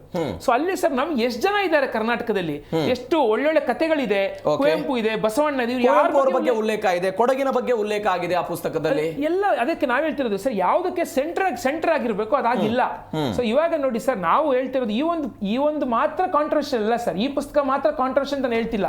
ಹಲವಾರು NCERT ಪುಸ್ತಕಗಳಲ್ಲಿ ಗೊಂದಲ ಇದೆ, 1600 ಮಿಸ್ಟೇಕ್ಸ್ ಇದೆ ಅಂತ ಓಪನ್ ಆಗಿ ಇವತ್ತು ಎಲ್ಲ ಕಡೆ ಉಲ್ಲೇಖ ಆಗ್ತಿದೆ. ಬರೇ AI ಮಾಡಿದ್ದಾರೆ ಅಂತ ಓಪನ್ ಬರ್ತಿದೆ, ಟೆಕ್ಸ್ಟ್ ಬುಕ್ ನ AI ಜನರೇಟೆಡ್ ಟೆಕ್ಸ್ಟ್ ಬುಕ್ಸ್ ಮಾಡಿದ್ದಾರೆ ಇವರು ಅಂದ್ಬಿಟ್ಟು. ಸೊ ಅದಕ್ಕೆ ಸರ್ ಇಲ್ಲಿ ನೋಡಿ ಸರ್, ಎಜುಕೇಶನಿಸ್ಟ್ಗಳಿಗೆ ನಾನು ಶಿಕ್ಷಕರಿಗೆ ಹೇಳ್ತಾ ಇರೋದು, ಟೆಕ್ಸ್ಟ್ ಬುಕ್ ಅಲ್ಲಿ ರಾಜಕೀಯ ಮಾಡೋದು ಬೇಡ. ಯಾವುದೇ ಹಿಂದಿ ಪುಸ್ತಕಕ್ಕೆ ಗಂಗಾ ಅಂತ ಹೆಸರಿಟ್ಟಿದ್ದಾರೆ, ಇಂಗ್ಲಿಷ್ಗೆ ಕಾವೇರಿ ಅಂತ ಕರೀತಿದ್ದಾರೆ, ಉರ್ದುಗೆ ಜಮುನಾ ಅಂತ ಕರೀತಾರೆ. ಅದೇ ಸರಿ. ಈಗ ನೀವು ಕಾವೇರಿ ನದಿ ಅಂತ ಬಂದ್ರೆ ನೀವು ಮಂಡ್ಯ ಮೈಸೂರು ಕಡೆ ಹೋದ್ರೆ ಕಾವೇರಮ್ಮ ಅಂತ ಪೂಜೆ ಮಾಡ್ತಾರೆ ಸರ್. ಮಾಡ್ಲಿ ಸರ್, ಗಂಗೆ ಚ ಯಮುನೆ ಚೈವ ಗೋದಾವರಿ ಸರಸ್ವತಿ ನರ್ಮದೆ ಸಿಂಧು ಕಾವೇರಿ ಸರ್. ಇವಾಗ ನಾವು ಹೇಳಲ್ವಾ ಅದನ್ನ? ಇವಾಗ ಅಲ್ಲ ಸರ್, ಇವಾಗ ನೀವೇನು ಹೇಳ್ತಾ ಇದೀರಲ್ಲ, ಓಕೆ. ಸೊ ಇದು ಈ ಹೆಸರುಗಳನ್ನ ನೀವು ತಂದ್ರೆ ಟೆಕ್ಸ್ಟ್ ಬುಕ್ ಇಡ್ತೀರಾ, ಇಡಿ, ಆಯ್ತು, ವೆಲ್ ಅಂಡ್ ಗುಡ್, ನಮಗೇನು ಅಭ್ಯಂತರ ಇಲ್ಲ. ಆದ್ರೆ ಟೆಕ್ಸ್ಟ್ ಬುಕ್ ಅಲ್ಲಿ ಇರೋ ಕಂಟೆಂಟ್ ಬಗ್ಗೆ ನಿಮಗೇನು ಅಭ್ಯಂತರ ಇಲ್ಲ ಸರ್. ಬರ್ತೀನಿ. ಏನ್ ನೀವು ಪ್ರೊಜೆಕ್ಟ್ ಮಾಡ್ತಾ ಇದ್ದೀರಾ, ಯಾವ್ದು ನೀವು ವೈಭವೀಕರಿಸ್ತಾ ಇದ್ದೀರಾ, ವೈಭವೀಕರಣ ನಿಲ್ಲಿಸಬೇಕು ಅನ್ನೋದು ನಮ್ಮ ವಾದ. Yes sir. ಮತ್ತೊಬ್ಬ ಗೆಸ್ಟ್ ಕೂಡ ನಮ್ಮ ಜಾಯ್ನ್ ಆಗಿದ್ದಾರೆ, ಮಕ್ಕಳ ತಜ್ಞರಾಗಿರುವಂತಹ ಡಾಕ್ಟರ್ ರವಿಶಂಕರ್ ಮಾರಪಳ್ಳಿ ಅವರು ನಮ್ಮ ಜಾಯ್ನ್ ಆಗಿದ್ದಾರೆ. ಸರ್ ನಮಸ್ಕಾರ, ಕಾರ್ಯಕ್ರಮ ಸ್ವಾಗತ. ನಾವು ಮಾತನಾಡ್ತಾ ಇದ್ದೀವಿ ಸರ್ ಪಠ್ಯ ಪುಸ್ತಕದ ವಿವಾದದ ಬಗ್ಗೆ, ಆಹಾರದ ಬಗ್ಗೆ ಚರ್ಚೆ ಆಗ್ತಾ ಇದೆ. ಸಸ್ಯಾಹಾರವನ್ನು ಮಾತ್ರ ಸೇರಿಸಲಾಗಿದೆ, ಮಾಂಸಾಹಾರವನ್ನು ಕೈ ಬಿಡಲಾಗಿದೆ. ಮಕ್ಕಳ ಮೇಲೆ ಎಫೆಕ್ಟ್ ಆಗುತ್ತಾ? 6ನೇ ತರಗತಿಯ ವಿದ್ಯಾರ್ಥಿಗಳು ಮೇಡಮ್ ಹೇಳ್ತಾ ಇದ್ದಾರೆ 11 ವರ್ಷ ಈಗಾಗಲೇ ಅವ್ರಿಗೆ ಆಹಾರ ಪದ್ಧತಿ ರೂಢಿ ಆಗಿರುತ್ತೆ, ಇದರಿಂದ ಏನು ಬದಲಾವಣೆ ಆಗಲ್ಲ ಅಂತ ಅವ್ರು ಹೇಳ್ತಾರೆ. ಅಲ್ಲ, ಅವ್ರೇನು ಹೇಳ್ತಾರೆ ಅದು ಕರೆಕ್ಟು. ಸಸ್ಯಾಹಾರ ಮಾಂಸಾಹಾರ ಅನ್ನೋದು ನಾವು ಅದನ್ನ ಮಾಡ್ಕೊಂಡಿರೋದು. ಓಕೆ. ಮಕ್ಕಳಿಗೆ ನೀವು ಏನು ಕೊಡ್ತೀರಿ ಅವ್ರು ಅದನ್ನ ತಗೊಳ್ತಾ ಹೋಗ್ತಾರೆ. ಅದ್ರಲ್ಲಿ ಅವರಿಗೆ ನಾನು ಸಸ್ಯಾಹಾರನೇ ತಿನ್ಬೇಕು ಮಾಂಸಾಹಾರನೇ ತಿನ್ಬೇಕು ಅಂತ ಬುಕ್ಕಲ್ಲೆಲ್ಲೂ ನಾನು ನೋಡ್ಕೊಂಡ್ ಬಂದೆ ಬರ್ತಾ ದಾರಿಲಿ, ಎಲ್ಲೂ ಸಹ ಅದೆಲ್ಲೂ ಮೆನ್ಷನ್ ಆಗಿಲ್ಲ. ನೀವು ಇದನ್ನೇ ತಗೊಳ್ಬೇಕು ಅದನ್ನೇ ತಗೊಳ್ಬೇಕು ಅಂತ ಎಲ್ಲೂ ಮೆನ್ಷನ್. ಸಾತ್ವಿಕ ಆಹಾರ ಅಂತ ಹೇಳ್ತಾರೆ. ಆಹಾರ ಈಸಿಯಾಗಿ ಸಿಗುವಂತದ್ದು, ಈಗ ನಮ್ಮ ಸುತ್ತಮುತ್ತ ಪರಿಸರದಲ್ಲಿ ನಮಗೆ ಏನ್ ಸಿಗುತ್ತೆ ಅದ್ರ ಬಗ್ಗೆ ಅವ್ರು ಮೋಸ್ಟ್ಲಿ ಮೆನ್ಷನ್ ಮಾಡಿರಬಹುದು ಅಂತ ನನ್ನ ಊಹೆ. ಅದ್ರಲ್ಲಿ ಎಲ್ಲೂ ನಾನು ನೀವು ಇದನ್ನ ತಿನ್ಲೇಬಾರ್ದು ಎಲ್ಲೂ ಸಹ ನೋಡಿದೆ ನಾನು, ಮಾಂಸಾಹಾರವನ್ನು ಎಲ್ಲೂ ತಿನ್ನಬಾರ್ದು ಅಂತ ಬುಕ್ಕಲ್ಲಿ ಎಲ್ಲೂ ಬರ್ದಿಲ್ಲ. ಆಕ್ಚುಲಿ ಯಾವ್ದು ನಿಮಗೆ ಈಸಿಯಾಗಿ ಸಿಗುತ್ತೆ ಮೋಸ್ಟ್ಲಿ ಯಾವ್ದು ತಗೊಳ್ತೀರಿ ಅನ್ನೋದನ್ನ ಅದನ್ನ ಮೆನ್ಷನ್ ಮಾಡಿದ್ದಾರೆ. ಇಲ್ಲ, ಅವ್ರು ಹೇಳ್ತಾರೆ ಸರ್, ನಮ್ಮ ದೇಹಕ್ಕೆ ಶಕ್ತಿ ದೊರಕೋದಕ್ಕೆ ಸಮತೋಲನ ಆಹಾರಗಳಾದ ಆಕ್ಷೇಪಣೆ ಇರೋದಿಲ್ಲೇ. ನಮ್ಮ ದೇಹಕ್ಕೆ ಶಕ್ತಿ ದೊರಕೋದಕ್ಕೆ ಸಮತೋಲನ ಆಹಾರಗಳಾದ ಹಾಲು, ಸೊಪ್ಪು, ತರಕಾರಿ, ಹಣ್ಣು, ಹಂಪಲಗಳು ಅಗತ್ಯ. ಇವು ನಮ್ಮ ದಿನನಿತ್ಯದ ಆಹಾರದ ಭಾಗ ಆಗಬೇಕು ಅಂತ ಅವ್ರು ಹೇಳ್ತಾ ಇದ್ದಾರೆ. ಎಲ್ಲಿ? ಪಠ್ಯ ಪುಸ್ತಕದಲ್ಲಿ. ಈಗ ಇದರ ವಿರುದ್ಧವಾಗಿ ಹೋರಾಟ ಮಾಡ್ತಾ ಇರೋರು ಕೇವಲ ಹಾಲು, ಹಣ್ಣು, ಸೊಪ್ಪು, ತರಕಾರಿಯಿಂದ ಮಾತ್ರ ನಮಗೆ ವಿಟಮಿನ್ ಸಿಗುತ್ತಾ ಅಥವಾ ಮಾಂಸಾಹಾರದಿಂದಲೂ ಕೂಡ ಸಿಗುತ್ತಲ್ಲ, ಅದ್ರ ಬಗ್ಗೆ ಯಾಕೆ ಉಲ್ಲೇಖ ಇಲ್ಲ ಅಂತ ಹೋರಾಟ ಈಗ. ಸರ್ ಅದು ಅವರ ಇಷ್ಟ, ಅದು ಅದ್ರ ಬಗ್ಗೆ ನಾನೇನು ಕಾಮೆಂಟ್ ಮಾಡೋಕ್ಕಾಗಲ್ಲ ಆಸ್ ಎ ಪೀಡಿಯಾಟ್ರಿಷಿಯನ್. ಬಟ್ ನಾನು ಆ ಬುಕ್ಕಲ್ಲಿ ಓದಿದೆ, ಎಲ್ಲೂ ಸಹ ನೀವು ಸಸ್ಯಾಹಾರವನ್ನೇ ತಗೊಳ್ಬೇಕು, ಸಸ್ಯಾಹಾರವೇ ನಿಮಗೆ ಇದು ಕೊಡುತ್ತಾರೆ, ಮಾಂಸಾಹಾರದಲ್ಲಿ ನಿಷಿದ್ಧ, ಮಾಂಸಾಹಾರದಲ್ಲಿ ಏನೂ ಇಲ್ಲ ಅಂತ ಏನು ಮೆನ್ಷನ್ ಮಾಡಿಲ್ಲ. ನಾವು ಯೂಶಲಿ ನಮಗೆ ಯಾರೋ ಪೇರೆಂಟ್ಸ್ ಬಂದು ಕೇಳಿದಾಗ ನಾವು ಕೇಳ್ತೇವೆ, ನೀವು ವೆಜಿಟೇರಿಯನ್ ನಾನ್ ವೆಜಿಟೇರಿಯನ್ ಅಂತ ಕೇಳ್ತೇವೆ. ಅದಕ್ಕೆ ನಮಗೆ ಯಾವುದೇ ಪರ್ಟಿಕ್ಯುಲರ್ ಅಂತ ಇಲ್ಲ. ಯಾಕೆ ಅದು ಉದಾಹರಣೆ ಬಟ್ ಏನಾಗತ್ತೆ ಅಂದ್ರೆ ನಿಮಗೆ ಮಾಂಸಾಹಾರದಲ್ಲಿ ಏನಾಗತ್ತೆ ಅಂತಂದ್ರೆ, ನಾವು ಕಾರ್ಬೋಹೈಡ್ರೇಟ್ ದೃಷ್ಟಿ ತಗೊಂಡಾಗ ಯಾವುದೇ ನಾನ್ ವೆಜ್ ಅಲ್ಲಿ ಕಾರ್ಬೋಹೈಡ್ರೇಟ್ ಅಂಶ ಜಾಸ್ತಿ ಇರೋದಿಲ್ಲ. ಯೂಶಲಿ ಅದನ್ನೇನು ಮಾಡ್ತಾರೆ, ರೈಸ್ ಜೊತೆ ಮಿಕ್ಸ್ ಮಾಡಿಕೊಂಡು ಅಥವಾ ಮಾಡಿಕೊಂಡು ತಗೊಳ್ತಾರೆ. ಆದರೆ ನಿಮಗೆ ವೆಜಿಟೇರಿಯನ್ ಫುಡ್ಡಲ್ಲಿ ಇದೆಲ್ಲವೂ ಸಮತೋಲನವಾಗಿರ್ತಾರೆ. ಕಾರ್ಬೋಹೈಡ್ರೇಟ್ ಆಗಲಿ, ಪ್ರೋಟೀನೇ ಆಗಲಿ ಅಥವಾ ಫ್ಯಾಟೇ ಆಗಲಿ, ಮತ್ತು ಬಹಳಷ್ಟು ವೈಟಮಿನ್ಸ್ಗಳು ನಿಮಗೆ ಸಸ್ಯಾಹಾರದಲ್ಲಿ ಅದು ಸಮತೋಲನವಾಗಿರ್ತಾರೆ. ಇದರಲ್ಲಿ ಏನಾಗುತ್ತೆ ಅಂದರೆ ಪ್ರೋಟೀನ್ಸ್ ಮತ್ತು ಫ್ಯಾಟ್ ಅಂಶ ಮಾಂಸಾಹಾರಗಳಲ್ಲಿ ಜಾಸ್ತಿ ಇರ್ತಾರೆ. ಸೊ ನಾವು ಎಲ್ಲಿ ನೋಡ್ತೀವಿ ಅಂತಂದರೆ, ಮಗು ಯಾವ್ದಾದ್ರು ಮಾಲ್ನರಿಶ್ ಚೈಲ್ಡ್ ಬಂತು ಅಂತಂದರೆ ಅವಾಗ ಅವ್ರಿಗೆ ಪ್ರೋಟೀನ್ ಅಂಶ ಜಾಸ್ತಿ ಬೇಕು ಅಂದಾಗ ಆ್ಯಂಡ್ ಅವ್ರು ನಾನ್ ವೆಜಿಟೇರಿಯನ್ ಅಂದಾಗ ಯೂಶಲಿ ಎಗ್ ತೊಗೊಳ್ಳಿ, ಡೈಲಿ ಒಂದು ಎಗ್ ತೊಗೊಳ್ಳಿ, cheap and best source of proteins ಅಂತ ಹೇಳ್ತೇವೆ. ಆದರೆ ಈಗ ನಮ್ಮಲ್ಲಿ ಬಂದಾಗ ನಮ್ಮಲ್ಲಿ 2 ಥರದ್ದು ಜನಗಳು ಬರ್ತಾರೆ. ಅವನು ಬಡ ಜನರು ಬರ್ತಾರೆ, ಶ್ರೀಮಂತ ಜನರು ಬರ್ತಾರೆ. ಅವ್ರಿಗೆ ತಕ್ಕ ಹಾಗೆ ಫುಡ್ಡನ್ನು ನಾವು ಹೇಳ್ತಾ ಹೋಗ್ತೇವೆ. But most of the times it will be A vegetarian food. ಯಾಕೆಂದರೆ ನಿಮಗೆ ವೆಜಿಟೇರಿಯನ್ ಫುಡ್ಡಲ್ಲಿ ನಿಮಗೆ ವೆರೈಟೀಸ್ ಜಾಸ್ತಿ. ಈಗ ಉದಾಹರಣೆಗೆ ನಿಮಗೆ ಮಗುವೆ ದಿನ ನೀನು ಎಗ್ ತಿನ್ನು ಅಂತಂದರೆ ಬೋರ್ ಆಗ್ಬೋದು. ಇವತ್ತು ಉಪ್ಪಿಟ್ಟು ತಿನ್ನು, ನಾಳೆ ದೋಸೆ ತಿನ್ನು, ನಾಳೆ ಅವಲಕ್ಕಿ ತಿನ್ನು ಅಂತಂದಾಗ ವೆರೈಟೀಸ್ ಇದ್ದಾಗ ಹಾಗೆ ಆಗುತ್ತೆ. ಮಾಂಸಾಹಾರವೇ ಆಗಿರುತ್ತೆ ಸರ್. ಅಲ್ಲ, ಮಾಂಸಾಹಾರವೂ ಆಗಿದ್ರೂ ಸಹ ಈಗ ಮಾಂಸಾಹಾರಲ್ಲಿ ಇದ್ದಾಗ ಡೈಲಿ ಎಗ್ ಅಂದರೆ ಅಲ್ಲ ತಿನ್ಬೋದು, ಅವರೇ ನಮಗೇನು ಬೇಜಾರೇನಿಲ್ಲ. ಬಟ್ ಒಂದು ವೆರೈಟೀಸ್ ನೀವು ಬೇಕು. ಈಗ ಮಕ್ಕಳಿಗೆ ಯಾವಾಗಲೂ ವೆರೈಟೀಸನ್ನು ಇಷ್ಟಪಡ್ತಾರೆ ಅವರು, ಬಟ್ಟಲ್ಲ. ಈಗ ನಮ್ಮ ಥರ ಆಲ್ರೆಡಿ ಈಗ ವಯಸ್ಸಾಗಿದೆ ಒಂದು ಫುಡ್ ತಿನ್ನು ಅಂತ ಆ ಥರ ಇಲ್ಲ. ಮಕ್ಕಳಿಗೆ ನೀವು ವೆರೈಟೀಸ್ ಕೊಟ್ಟಾಗೂ ಅವರಿಗೆ ಇಂಟ್ರೆಸ್ಟ್ ಬರ್ತದೆ ತಿನ್ನೋದ್ರಲ್ಲಿ. ಆ ವೆರೈಟೀಸ್ ಮೋಸ್ಟ್ಲಿ ನಿಮಗೆ ವೆಜಿಟೇರಿಯನ್ ಫುಡ್ಡಲ್ಲಿ ಸಿಗಬಹುದು. ನಾನ್ ವೆಜಿಟೇರಿಯಲ್ಲಿ ನಿಮಗೆ ಒಂದು ಬಿರಿಯಾನಿ ಸಿಗ್ಬೋದು ಅಥವಾ ಎಗ್ ಸಿಗ್ಬೋದು ಅಥವಾ ಇದಾಗ್ಬೋದು. ಅಲ್ಲ ಹೇಳ್ತಾರೆ, ಅಲ್ಲ ನಾನು ಹೇಳ್ತಾ ಸರ್ ನೀವು ಮೆಜಾರಿಟಿ ಆಫ್ ಟೈಲ್ ತಗೊಂಡಾಗ ಮಕ್ಕಳಿಗೆ ನಾವೇನು ನೋಡ್ತೀವಿ ಅಂದರೆ ವೆರೈಟೀಸ್ ಅನ್ನು ಕೊಟ್ಟಾಗ ಅವ್ರು ಯಾವಾಗಲೂ ಇಷ್ಟಪಡ್ತಾರೆ. ಆಯ್ತಲ್ಲ, ನೀವು ಒಂದು ಫುಡ್ಡಿಗೆ ನೀವು ಅದನ್ನು ಅಕಸ್ಟಮ್ ಮಾಡಿರ್ಬೋದು ನೀವು ಅದನ್ನು, ಅದು ಬೇರೆ ಪ್ರಶ್ನೆ. ಆದರೆ ವೆರೈಟೀಸ್ ಬಂದಾಗ, ರುಚಿ ಇದಾಗಿ ಬಂದಾಗ ವೆಜಿಟೇರಿಯನ್ ಫುಡ್ಡಲ್ಲಿ ಬರ್ತದೆ. ನಾನು ಯಾರ ಬಗ್ಗೆನೂ ನನಗೆ ಹೇಳ್ತಿಲ್ಲ, ನಾವು ಯಾವತ್ತೂ ಕೇಳ್ತೇವೆ ನೀವು ವೆಜಿಟೇರಿಯನ್ಸು ನಾನ್ ವೆಜಿಟೇರಿಯನ್ಸೇ ಫಸ್ಟ್ ಕ್ವಶನ್ ನಾವು ಕೇಳಿದಾಗ. ಅವ್ರ ಫುಡ್ ಬಗ್ಗೆ ನಮ್ಮ ಹತ್ರ ಕೇಳಿದಾಗ ಸರ್ ನಾನು ಏನು ಕೊಡ್ಬೋದು ಮಗುಗೆ ಅಂತ ಕೇಳಿದಾಗ ಫಸ್ಟ್ ಕ್ವಶನೇ ನಮ್ದು ಅದು. ಅದ್ರಲ್ಲಿ ನಮ್ಗೆ ಯಾವುದೇ ವ್ಯತ್ಯಾಸ ಇಲ್ಲ. ಬರ್ತೀನಿ ನಾನು ಕ್ವಿಕ್ ಬ್ರೇಕಿಂಗ್ ಸಮಯ, ಒಂದು ಕ್ವಿಕ್ ಆಗಿ ಆನ್ಸರ್ ಕೊಡಿ ಸರ್. ಈಗ ಅವ್ರು ಹೇಳ್ತಾ ಇರೋದು ಮಕ್ಕಳ ಮೇಲೆ ಪ್ರಭಾವ ಆಗುತ್ತೆ ಅಂತ. ಈಗ ಅವ್ರು ಹೇಳ್ತಾ ಇರುವಂತಹ ಪ್ರಶ್ನೆ, ನೀವು ಶಾಲೆಯಲ್ಲಿ ಸಸ್ಯಾಹಾರ ಶ್ರೇಷ್ಠ ಅಂತ ಪಠ್ಯ ಪುಸ್ತಕದಲ್ಲಿ ಹೇಳ್ತೀರಿ, ಮನೆಯಲ್ಲಿ ಮಾಂಸಾಹಾರ ಸೇವನೆ ಇರುತ್ತೆ, ಕೀಳಿರುವೆನ ಕ್ರಿಯೇಟ್ ಸರ್. ನೀವು ಮಾಂಸಾಹಾರ ನಿಷಿದ್ಧ ಅಂತ ಪಠ್ಯ ಪುಸ್ತಕದಲ್ಲಿ ಎಲ್ಲೂ ಬರದೇ ಇಲ್ಲ. ಓಕೆ, ನೀವು ಯಾಕೆ ಅದನ್ನು ತಗೊಳ್ತೀರಾ, ಯಾಕೆ ನೀವು ಇನ್ನೂ ಎಕ್ಸ್ಟ್ರಾ ಅದರಲ್ಲಿ ಫುಡ್ ಹುಡುಕಕ್ಕೆ ಹೋಗ್ತೀರಿ, ನನಗೆ ಅರ್ಥ ಆಗ್ತಾ ಇಲ್ಲ. ವೆಜಿಟೇರಿಯನ್ ಫುಡ್ ಕಾಮನ್ ಆಗಿ ಡೈಲಿ ಸಿಗುವಂಥದ್ದು ಏನಿದೆ ಅದ್ರ ಬಗ್ಗೆ ಮೆನ್ಷನ್ ಮಾಡ್ಕೊಂಡಿದ್ದೀನಿ. ಬರ್ತೀನಿ. ಎಸ್ ವೀಕ್ಷಕರೇ, ನಾವು ಮಾತನಾಡ್ತಾ ಇದ್ದೀವಿ ಆಹಾರ ಮತ್ತು ಪಠ್ಯ ಪುಸ್ತಕಕ್ಕೆ ಹೆಸರಿಟ್ಟಿರುವಂತಹ ವಿಚಾರದ ಬಗ್ಗೆ. ಈ ಚರ್ಚೆ ಒಂದು ದಿನ ಬಹಳ ಮುಂದೆ ಹೋಗಿ ಶಾಲೆಯ ಪ್ರಾರ್ಥನೆಗೂ ಕೂಡ ಬಂದ್ಬಿಟ್ಟಿತ್ತು. ಅಲ್ಲಿ ತನಕ ಹೋಗುತ್ತಾ ಈ ಚರ್ಚೆಗಳು, ಏನಾಗುತ್ತೆ? ಈ ಪಠ್ಯ ಪುಸ್ತಕದ ವಿವಾದ ಬಗ್ಗೆ ಮಾತನಾಡ್ತಾ ಇದ್ದೀವಿ. ಡಾಕ್ಟರ್ ಮಮತಾ ಅವರೇ, ನನ್ನೊಂದು ಬೇಸಿಕ್ ಪ್ರಶ್ನೆ ಇದೆ. ಯಾವ ಆಹಾರವನ್ನು ಶಾಲೆಗಳಲ್ಲಿ ಕೊಡಬೇಕು ಅಂತ ಅಲ್ಲಿ ರಾಜ್ಯ ಸರ್ಕಾರಗಳೆಲ್ಲ ತೀರ್ಮಾನ ಮಾಡುತ್ತೆ. ಕರ್ನಾಟಕದಲ್ಲಿ ಮೊಟ್ಟೆ ಕೊಡ್ತಾರೆ, ಅನ್ನ ಸಾಂಬಾರು ಕೊಡ್ತಾರೆ, ಉಪ್ಪಿಟ್ಟು ಕೊಡ್ತಾರೆ, ಪಲಾವ್ ಕೊಡ್ತಾರೆ ಸರ್ಕಾರಿ ಶಾಲೆಗಳಲ್ಲಿ. ನನಗೆ ಮೊಟ್ಟೆ ತಿನ್ನೋಕ್ಕಾಗಲ್ಲ ಅನ್ನೋರಿಗೆ ಬಾಳೆಹಣ್ಣು ಮತ್ತು ಶೇಂಗಾ ಚಿಕ್ಕಿ ಕೊಡುವಂಥ ವ್ಯವಸ್ಥೆ ಕೂಡ ಇದೆ. ಇದು ಒಂದು ಭಾಗ. ನೀವು ಅವಾಗಲೇ ಉಲ್ಲೇಖ ಮಾಡ್ತಾ ಇದ್ರಿ, ಯಾವುದೇ ಕೀಳರಿಮೆಯನ್ನು ಸೃಷ್ಟಿ ಮಾಡ್ತಾ ಇಲ್ಲ ಇತ್ಯಾದಿ ಇತ್ಯಾದಿ ಅಂತ. ಬಟ್ ಒಂದು ಡಾಟಾ ಇದೆ ಮೇಡಮ್, ಕರ್ನಾಟಕದ 70ಕ್ಕೂ ಅಧಿಕ ಜನ, ಅಂದರೆ 70%ಕ್ಕಿಂತಲೂ ಅಧಿಕ ಜನ ಹೆಣ್ಣು ಮಕ್ಕಳು ಮತ್ತು 83ಕ್ಕೂ ಅಧಿಕ ಜನ ಗಂಡು ಮಕ್ಕಳು, ಅಂದರೆ ಪುರುಷರು ಸಂದರ್ಭಾನುಸಾರ ಮಾಂಸಾಹಾರವನ್ನು ಸೇವನೆ ಮಾಡ್ತಾರೆ ಕರ್ನಾಟಕದಲ್ಲಿ. ಒಂದು. ಎರಡನೇದ್ದು, 6 ತಿಂಗಳಿಂದ 5 ವರ್ಷದ ಒಳಗಿನ ಮಕ್ಕಳಲ್ಲಿ 65% ಮಕ್ಕಳು ಪೌಷ್ಟಿಕಾಂಶದಿಂದ ಕೊರತೆಯಿಂದ ಇವತ್ತು ಬಳಲ್ತಾ ಇದ್ದಾರೆ. 35% ಜನ ತಮ್ಮ ವಯಸ್ಸಿಗೆ ತಕ್ಕಂತೆ ಎತ್ತರ ಇಲ್ಲ, ತೂಕ ಇಲ್ಲ, ಇಂಥದ್ದೊಂದು ಸಮಸ್ಯೆಯನ್ನು ಹೊಂದ್ತಾ ಇದ್ದಾರೆ. ಮತ್ತೊಂದು ಕಡೆ ಬಿಸಿ ಊಟವನ್ನು ಆರಂಭ ಮಾಡಿದಂತಹ ಸಮಯದಲ್ಲಿ 91% ವಿದ್ಯಾರ್ಥಿಗಳು ಮೊಟ್ಟೆಯನ್ನು ಆಯ್ಕೆ ಮಾಡಿಕೊಂಡ್ರು. 7% ಜನ ಮಾತ್ರ ಬಾಳೆಹಣ್ಣು ಮತ್ತು ಶೇಂಗಾ ಚಿಕ್ಕಿಯನ್ನು ಆಯ್ಕೆ ಮಾಡಿಕೊಂಡಿದ್ದಾರೆ. ವಿದ್ಯಾರ್ಥಿಗಳ ಮನಸ್ಥಿತಿ ಹೆಂಗಿದೆ ಅಂದರೆ, ಮಾಂಸಾಹಾರದ ಕಡೆ ಅವರ ಒಲವಿದೆ, ಪೌಷ್ಟಿಕಾಂಶದ ಕೊರತೆ ಇದೆ. ಇಂತಹ ಸಮಯದಲ್ಲಿ ತೆಗೆದುಕೊಂಡು ಬಂದು ನೀವು ಇಲ್ಲ, ಮಾಂಸಾಹಾರದ ಬಗ್ಗೆ ಉಲ್ಲೇಖವೇ ಇಲ್ಲ, ಕೇವಲ ಸಸ್ಯಾಹಾರ ಮಾತ್ರ, ಬಾಳೆಹಣ್ಣು ಇತ್ಯಾದಿ ಇತ್ಯಾದಿ ತಿನ್ನಬೇಕು ಅಂತ ಹೇಳಿದರೆ? Very very nice question. First of all, ಬಿಸಿ ಊಟ ಎಲ್ಲಿ ಸಪ್ಲೈ ಆಗ್ತಾ ಇದೆ? ಅಂಡರ್ ಪ್ರಿವಿಲೇಜ್ ಸ್ಕೂಲ್ಸ್ಗಳಲ್ಲಿ ಸಪ್ಲೈ ಆಗ್ತಾ ಇದೆ. ಸೊ ನೀವು ನೋಡಿದರೆ ನೇಚರ್ ವರ್ಸಸ್ ನರ್ಚರ್ ಇಲ್ಲಿ ಮಧ್ಯೆ ಬರ್ತಾ ಇದೆ. ಯಾವ ಮನೆಯಲ್ಲಿ ಎಲ್ಲ ರೀತಿಯ ಪೌಷ್ಟಿಕಾಂಶ ಇರುವಂಥ ಊಟ ಮಕ್ಕಳಿಗೆ ಕೊಡೋಕ್ಕಾಗಲ್ಲೋ ಅಂಥ ಮಕ್ಕಳು ಬಿಸಿ ಊಟದಲ್ಲಿ ಪಾರ್ಟಿಸಿಪೇಟ್ ಮಾಡ್ತಾರೆ. ಅದರೊಳಗೆ ಮೊಟ್ಟೆ ಕೊಡೋದ್ರೊಳಗೆ ಏನೂ ತೊಂದರೆ ಇಲ್ಲ.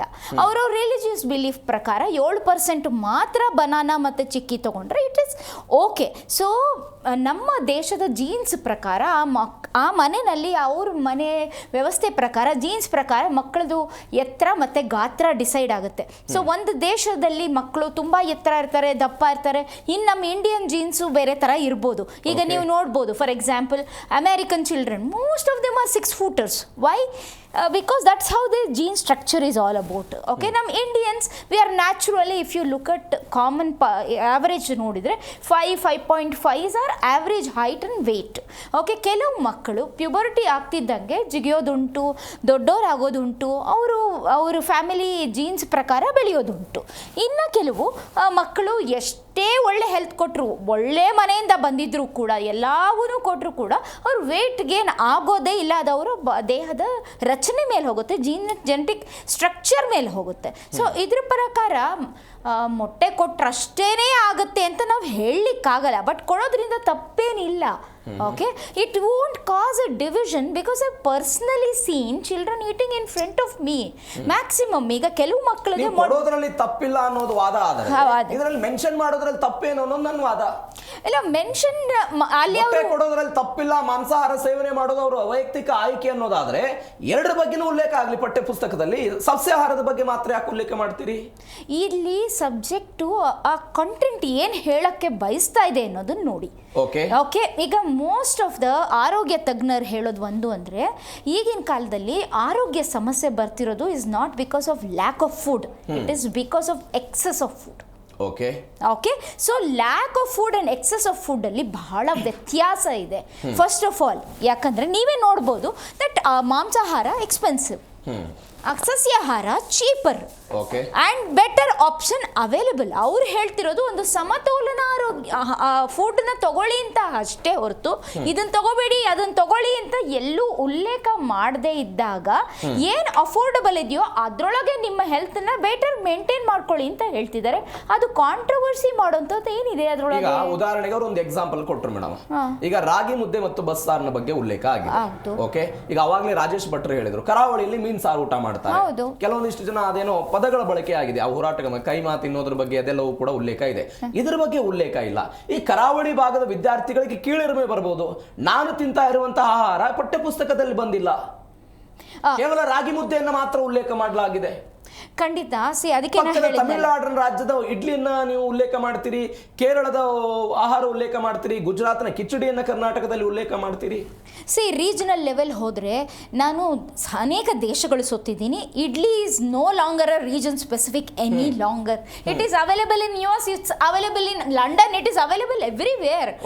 ಹೇಗೆ Chinese food is available in our streets. Okay, so ಇಲ್ಲಿ ಬೇಸಿಕಲಿ ನಾವು ಎಲ್ಲದೂ ಉಲ್ಲೇಖ ಮಾಡ್ಕೊಂಡು ಹೋದರೆ there are so many things which could have been included. For example, millet, which is very strongly available, ಅದನ್ನು ಉಲ್ಲೇಖ ಮಾಡಬೇಕಿತ್ತು. ನಾವು ಆಕ್ಷೇಪ ಮಾಡ್ತಾನೆ ಕೂತ್ಕೋಬೇಕು ಅಂದರೆ ಇದರ ನಮ್ಮದೇ ಸಾಮೆ ನಮ್ಮದೇ ಮಿಲೆಟ್ಗಳನ್ನ ನಾವು ಯಾಕೂ ಉಲ್ಲೇಖ ಮಾಡಿಲ್ಲ. ಅಲ್ಲಿ ಎಷ್ಟೋ ಥರ ನಮ್ಮದೇ ಪರ್ಟಿಕ್ಯುಲರ್ ಫುಡ್ ಬಿಟ್ಟಿದ್ವಿ, ಅಲ್ಲಿ ರೈಸ್ ಉಲ್ಲೇಖ ಆಗಿಲ್ಲ. ನಮ್ಮ ದೇಶದಲ್ಲಿ ಸುಮಾರು 1,00,000 ವೆರೈಟಿ ರೈಸನ್ನು ನಾವು ಬೆರಿತೀವಿ, ರೈಸ್ ಯಾಕೆ ಉಲ್ಲೇಖ ಮಾಡಿಲ್ಲ? ಮೇಜರ್ ಸ್ಟೇಪಲ್ ಫುಡ್ ನಮ್ಮದು ರೈಸು. ಆದರೆ ಎಷ್ಟೋ ವಿಷಯಗಳಲ್ಲಿ ಉಲ್ಲೇಖ ಮಾಡದೇ ಇರೋದು 108 ಇದೆ. ಆದರೆ ಅವ್ರಿಗೆ ಏನು ಕೆಪಾಸಿಟಿ ಪ್ರಕಾರ ರಾಗಿ ತಿನ್ನಿ, ರಾಗಿ ತಿಂದ್ರೆ ಒಳ್ಳೇದಾಗುತ್ತೆ. ನಮ್ಮ ಪುರಂದ್ರದಾಸರು ಕೂಡ ಹೇಳಿದ್ದಾರೆ ರಾಗಿ ತಿಂದ್ರೆ ragi is the cheapest staple food which is available. So local ಫುಡ್ಗೆ ಬೆಲೆ ಕೊಡಿ ಅಂತ ಹೇಳ್ತಿದ್ದಾರೆ. ಎಷ್ಟೊಂದು ಜನ ರಾಗಿ ತಿಂದರೆ ಕಪ್ಪಾಗ್ಬಿಡ್ತೀನಿ ಅನ್ನೋ ಯೋಚನೆ ಮಾಡೋಂಥ ಮನಸ್ಥಿತಿ ಇರೋರು ಈಗಲೂ ಇದ್ದಾರೆ. ಎಷ್ಟೋ ಮನೆಗಳಲ್ಲಿ ಕೊಡೋದೇ ಇಲ್ಲ ರಾಗಿನ ಮಕ್ಕಳಿಗೆ. Okay, so ragi is excellent source of all things. ಒಂದ್ಸಲಿ ನೀವು ರಾಗಿ ತಿಂದರೆ ಇಡೀ ಹೊಟ್ಟೆ ತುಂಬಿರುತ್ತೆ, ಕೂಲ್ ಆಗಿರುತ್ತೆ. ಅದರೊಳಗೆ ರಾಗಿನ ಇನ್ಕ್ಲೂಡ್ ಮಾಡಿದ್ದಾರೆ, ಇನ್ನು ಎಷ್ಟೋ ವಿಷಯಗಳನ್ನ ಇನ್ಕ್ಲೂಡ್ ಮಾಡಿಲ್ಲ ಅದು. ಓಕೆ, ಸೊ ನಾವು ಮಾಡಿಲ್ದಿರೋ ವಿಷಯಗಳ ಬಗ್ಗೆ ನೋಡ್ಕೊಂಡು ಹೋದ್ರೆ ಕಾಮಾಲಿ ಕಣ್ಣಿಗೆ ಲೋಕವೆಲ್ಲ ಹಳದಿ ಅನ್ನೋಗಿ ಎಲ್ಲಾದ್ರ ಬಗ್ಗೆ ಚರ್ಚೆ ಮಾಡ್ತಾನೆ ಇರ್ತೀವಿ. ಬರ್ತೀನಿ ಮೇಡಮ್. ರಾಜೇಶ್ ಭಟ್ರೆ ಅವರು ಒಂದು ಪಾಯಿಂಟ್ ಉಲ್ಲೇಖ ಮಾಡಿದರು. NCERT ಇದಕ್ಕೆ ಸ್ಪಷ್ಟನೆ ಕೊಟ್ಟು ಒಂದು ಮಾತು ಹೇಳಿದೆ. ಏನು ಅಂತ ಹೇಳಿದರೆ, ನಮಗೆ ಆರೋಗ್ಯಕರ ಆಹಾರ ಪದ್ಧತಿಯ ಬಗ್ಗೆ ಕೇವಲ ಅರಿವು ಮೂಡಿಸೋದು ಮಾತ್ರ ನಮ್ಮ ಕರ್ತವ್ಯ, ಅಥವಾ ಇದು ಶ್ರೇಷ್ಠ ಮತ್ತು ಇದು ಕನಿಷ್ಠ ಅನ್ನೋ ಉದ್ದೇಶ ನಮ್ದಲ್ಲ ಅಂತ ಅವ್ರು ಹೇಳ್ತಾ ಇದ್ದಾರೆ. ಡಾಕ್ಟರ್ ಹೇಳಿದ ಹಾಗೆ ಕೆಲವೊಂದಿಷ್ಟು ವರದಿಗಳಿದೆ ಸರ್. ಆ ವರದಿಗಳ ಪ್ರಕಾರ ಸಮತೋಲಿತ ಸಸ್ಯ ಆಹಾರ ಸೇವನೆಯಿಂದ ಹೃದ್ರೋಗ, ಅಧಿಕ ರಕ್ತದೊತ್ತಡ, ಟೈಪ್ 2 ಮಧುಮೇಹ ಮತ್ತು ಕಲ್ಫದ ಕ್ಯಾನ್ಸರ್ಗಳ ಅಪಾಯಗಳನ್ನು ನಾವು ತಡೆಗಟ್ಟಬಹುದು. ಇದು ವೈದ್ಯಕೀಯ ಸಂಶೋಧನೆಗಳ ವರದಿ ಬಗ್ಗೆ ಹೇಳ್ತಾ ಇದೆ. ಸಸ್ಯಾಹಾರಗಳನ್ನು ಸೇವನೆ ಮಾಡೋದ್ರಿಂದ ನಾರಿನಾಂಶ ಸುಲಭವಾದಂಥ ಜೀರ್ಣಕ್ರಿಯೆ ಆಗುತ್ತೆ. ಸಸ್ಯಾಹಾರದಲ್ಲಿ ನಾರಿನಾಂಶ ಹೆಚ್ಚಿನ ಪ್ರಮಾಣದಲ್ಲಿ ಇರುತ್ತೆ, ಜೀರ್ಣಕ್ರಿಯೆ ಸುಲಭವಾಗಿರುತ್ತೆ. ದೇಹದಲ್ಲಿ ಕೊಲೆಸ್ಟ್ರಾಲ್ ಮಟ್ಟವನ್ನು ಕೂಡ ಸಸ್ಯಾಹಾರ ನಿಯಂತ್ರಣ ಮಾಡುತ್ತೆ ಅಂತ NCERT ಅವರು ಹೇಳ್ತಾ ಇರುವಂಥ ಉತ್ತರ ಇದು. ಇದರ ಬಗ್ಗೆ ನಾವು ಅರಿವು ಮೂಡಿಸ್ತಾ ಇದ್ದೀವಿ. ಇದರಲ್ಲಿ ಸಸ್ಯಾಹಾರ ಮತ್ತು ಮಾಂಸಾಹಾರವನ್ನು ಪ್ರತ್ಯೇಕ ಮಾಡುವಂಥ ಯಾವುದೇ ಉದ್ದೇಶ ನಮ್ದಿಲ್ಲ ಅಂತ. ಅದೇ ಸರ್, ಇವಾಗ ಮೇಡಮ್ ಹೇಳಿದ್ರು ಅಂದರೆ ನಾವೇ ಹುಡುಕಿದ್ರೆ ಪ್ರಾಬ್ಲಮ್ಮು ಅಂತ. ನನ್ನ ವಾದ ಇರೋದು ಸರ್, ಇವಾಗ ನಾನೊಬ್ಬ ಶಿಕ್ಷಕನಾಗಿ ನನ್ನ ಶಾಲೆ ತರಗತಿಯಲ್ಲೇ ನೋಡಿದ್ದೀನಿ. ಇವಾಗ ನಾನ್ ವೆಜ್ ತಂದಾಗ ವೆಜ್ ಮಕ್ಕಳು ಅಯ್ಯೋ ನಾನು ಮುಟ್ಟಬೇಡ ದೂರ ಕೂತ್ಕೋ ಅಂತ. ನಾವಾಗೆಲ್ಲ ಕರೆಸಿ ನೋಡಮ್ಮ ಅದು ಅವ್ರ ಊಟ, ಇದು ನಿನ್ನ ಊಟ, ಆ ಥರ ಟಚ್ ಮಾಡಬಾರ್ದು, ಅದೆಲ್ಲ ನೀವು ದೂರ ಕೂತ್ಕೊಂಡು ತಿನ್ನಿ ಪರವಾಗಿಲ್ಲ, ನೀವು ಯಾರು ಫೋರ್ಸ್ ಫೀಡ್ ಮಾಡಬಾರ್ದು, ಅದೆಲ್ಲ ನಾವು ಹೇಳ್ಕೊಡ್ತೀವಿ. ಅಲ್ಲೂ ನಾವು ಟಾಲರೆನ್ಸ್ ಹೇಳ್ಕೊಡ್ತಾ ಇದೀವಿ. ವೈವಿಧ್ಯತೆಯಲ್ಲಿ ಏಕತೆಯಲ್ಲಿ ಇರಬೇಕು ಅನ್ನೋದು ಅಲ್ಲೂ ಟೀಚ್ ಮಾಡ್ತೀವಿ. ಇವಾಗ ನೀವು ಒಂದು ಟೆಕ್ಸ್ಟ್ ಬುಕ್ ಅಲ್ಲಿ ಇವಾಗ ಮಕ್ಕಳನ್ನ ಟೆಕ್ಸ್ಟ್ ಬುಕ್ ಶ್ರೇಷ್ಠ ಅಂತ ನಂಬ್ತಾರೆ. ಟೆಕ್ಸ್ಟ್ ಬುಕ್ ಅಲ್ಲಿ ಅದು ಪಿಕ್ಟೋರಿಯಲ್ ಫಾರ್ಮ್ ಅಲ್ಲಿ ಬಂದಾಗ ಎಲ್ಲವನ್ನೂ ಟೆಕ್ಸ್ಟ್ ಬುಕ್ ಫಾಲೋ ಮಾಡ್ತಾರೆ ವಿದ್ಯಾರ್ಥಿಗಳು. ನೋಡ್ತಾರೆ ಟೆಕ್ಸ್ಟ್ ಬುಕ್ ನೋಡ್ತಾರೆ. ಟೆಕ್ಸ್ಟ್ ಬುಕ್ ನಂತೆ ವಿದ್ಯಾರ್ಥಿಗಳು ನಡೆದುಕೊಳ್ತಾರ? ಇಲ್ಲ ಸರ್, ಇವಾಗ ಟೆಕ್ಸ್ಟ್ ಬುಕ್ ನೋಡಲ್ವಾ? ಇದೇ ಕನ್ನಡ ಪಠ್ಯ ಪುಸ್ತಕದಲ್ಲಿ ಒಂದು ಮಾತು ಉಲ್ಲೇಖ ಆಗಿದೆ. ಶಾಲೆಗೆ ಸರಿಯಾದ ಸಮಯಕ್ಕೆ ಬರಬೇಕು, ಶಾಲೆಯನ್ನು ಯಾವ ಕಾರಣಕ್ಕೂ ಕೂಡ ತಪ್ಪಿಸಬಾರದು, ಕಿರಿಯರಿಗೆ ಗೌರವ ಕೊಡಬೇಕು, ಎಲ್ಲವನ್ನು ವಿದ್ಯಾರ್ಥಿಗಳು ಫಾಲೋ ಮಾಡ್ತಾರ? ಸರ್, ಇವಾಗ ಟೆಕ್ಸ್ಟ್ ಬುಕ್ ಅಲ್ಲಿ ಏನ್ ಬರುತ್ತೆ ಅದು ಸ್ಟ್ಯಾಂಡರ್ಡ್ ಆಗಿರ್ಬೇಕಾ ಇಲ್ವಾ? ಹೌದು, ಇರ್ಬೇಕಲ್ವಾ? ಅಲ್ಲಿ ನಾವ್ ಹೇಳ್ತಿರೋದು ಟೆಕ್ಸ್ಟ್ ಬುಕ್ ಕೂಡ ಶುಡ್ ಪ್ರೀಚ್ ವಿವಿಧತೆಯಲ್ಲಿ ಏಕತೆ. ಇವಾಗ ನೀವು ಆ ಟೆಕ್ಸ್ಟ್ ಬುಕ್ ಅಲ್ಲಿ ಯಾರೋ ಒಬ್ಬ ಬಯಸ್ ಟೀಚರ್ ಇದ್ರೆ, ಅಂದ್ರೆ ಈಗಾಗಲೇ ಕೆಲವರು ಇರ್ತಾರೆ, ಸಾತ್ವಿಕ ಆಹಾರನೇ ಗ್ರೇಟ್ ಅನ್ನೋ ಕೆಲವು ಟೀಚರ್ಸ್ ಇರ್ಬೋದು, ಅಥವಾ ನಮ್ಮ ಧರ್ಮನೇ ಶ್ರೇಷ್ಠ ಅಂತ ಇರ್ಬೋದು. ಅವ್ರಿಗೆ ಆ ಪುಸ್ತಕ ಕೊಟ್ಟಾಗ ಅದು ಅವ್ರ ಕೈಯಲ್ಲಿ ಧರ್ಮದ ವಿಷ ಬೀಜ ಬಿತ್ತು ಅಂತ ಒಂದು ಸಾಧನ ಆಗೋಗ್ಬಿಡುತ್ತೆ. ಆಮೇಲೆ ಮಕ್ಕಳು ಕೂಡ ಇವಾಗ ನೋಡೋ ಅದು ಇಲ್ಲವೇ ಇಲ್ಲ, ನಾನ್ ವೆಜ್ ನಿಮ್ಮ ನಾನ್ ವೆಜ್ ಊಟನೇ ಇಲ್ಲ ಇಲ್ಲಿ ಅಂತ ಹೇಳ್ತಾರೆ ಅನ್ನೋದು ನಾನೇ ಟೀಚರ್ ಆಗಿ ನಾನು ಖಂಡಿತ ಹೇಳ್ತೀನಿ, ಇದು ಮಕ್ಕಳು ಚರ್ಚೆ ಮಾಡಕ್ ಸಾಧ್ಯ ಇದೆ ಕ್ಲಾಸ್ನಲ್ಲಿ. ಅಲ್ಲಿ ನೋಡಿ ನಾವೆಲ್ಲ ಓದಿರೋ ಟೆಕ್ಸ್ಟ್ ಬುಕ್ ಅಲ್ಲಿ ಎಲ್ಲ ಇವಾಗ 1000 ಊಟ ಕೊಡಿ ಮೇಡಮ್, 1000 ಊಟ ಹಾಕಕ್ಕಾಗುತ್ತಾ, ರೈಸ್ ಹಾಕಾಗುತ್ತೆ, ಎಲ್ಲ ಬೇಡ. ನಾರ್ಮಲ್ ಪಿಕ್ಚರ್ ಅಲ್ಲಿ ಏನಿದೆಯಲ್ಲ, ಪ್ರೋಟೀನ್ ಅಂತ ಒಂದು ಭಾಗ ಇದೆ, ನಾವು ತೋರಿಸ್ತೀವಿ. ಪ್ರೋಟೀನ್ ಒಂದು ಭಾಗ, ಕಾರ್ಬೋಹೈಡ್ರೇಟ್ಸ್ ಭಾಗ, ವಿಟಮಿನ್ಸ್, ಅದನ್ನ ಒಂದು ಸರ್ಕಲ್ ಇದೆ, ಅದನ್ನ ನಾವು ಪ್ರೀಚ್ ಮಾಡ್ತೀವಿ ಮಕ್ಕಳಿಗೆ ಸೈನ್ಸ್ ಟೀಚರ್ಸ್ ಆಗಿ. ಹೆಲ್ತ್ಗೆ ಬ್ಯಾಲೆನ್ಸ್ ಡಯಟ್ ಅಂದ್ರೆ ಏನು ಅಂತ. ಬ್ಯಾಲೆನ್ಸ್ ಡಯಟ್ ಅಲ್ಲಿ ನಾನ್ ವೆಜ್ ಪ್ರೋಟೀನ್ ಇಲ್ಲ ಅಂದ್ರೆ ವೆಜಿಟೇರಿಯನ್ ಸೋರ್ಸಸ್ ಇದೆ, ಕರೆಕ್ಟ್. ಅದೇ ನಾನ್ ವೆಜಿಟೇರಿಯನ್ ಸೋರ್ಸಸ್ ಇದೆಯಲ್ಲ, ಅದನ್ನು ಕೂಡ ನೀವು ಡೈಫರ್ಸಿಗೆ ಕೊಡೋದ್ರಿಂದ ಏನಾಗುತ್ತೆ ಮಕ್ಕಳಲ್ಲಿ. ಈ ನಮ್ಮ ದೇಶದಲ್ಲಿ ಸರ್, ನಮ್ಮ ದೇಶ ಇನ್ನು ತುಂಬಾ ಮುಂದೆ ಹೋಗಿಲ್ಲ. ಇನ್ನು ನಾವು ಜಾತಿ ಧರ್ಮದಲ್ಲಿ ಜಗಳ ಆಡ್ತಾ ಇದೀವಿ. ಮಕ್ಕಳಲ್ಲಿ ವಿಷಧರ್ಮ ಬಿತ್ತೋರಿದ್ದಾರೆ. ಇನ್ನು ಮಕ್ಕಳಲ್ಲಿ ಇವತ್ತು ಆ ಜಾತಿ ಈ ಜಾತಿ ಅಂತ ಹೇಳೋರಿದ್ದಾರೆ. ಅಂತ ಸಂದರ್ಭದಲ್ಲಿ ಸರ್, ನಾವು ಆದಷ್ಟು ನಮ್ಮ ಪಠ್ಯ ಪುಸ್ತಕಗಳಲ್ಲಿ ವಿವಿಧತೆಯಲ್ಲಿ ಏಕತೆಯನ್ನ ಬೋಧಿಸಬೇಕು, ಪ್ರೀತಿನ ಬೆಳೆಸಬೇಕು. ಒಂದು ಧರ್ಮ ಶ್ರೇಷ್ಠ ಅಂತ ಹೇಳ್ಬಾರ್ದು ಅಲ್ವಾ.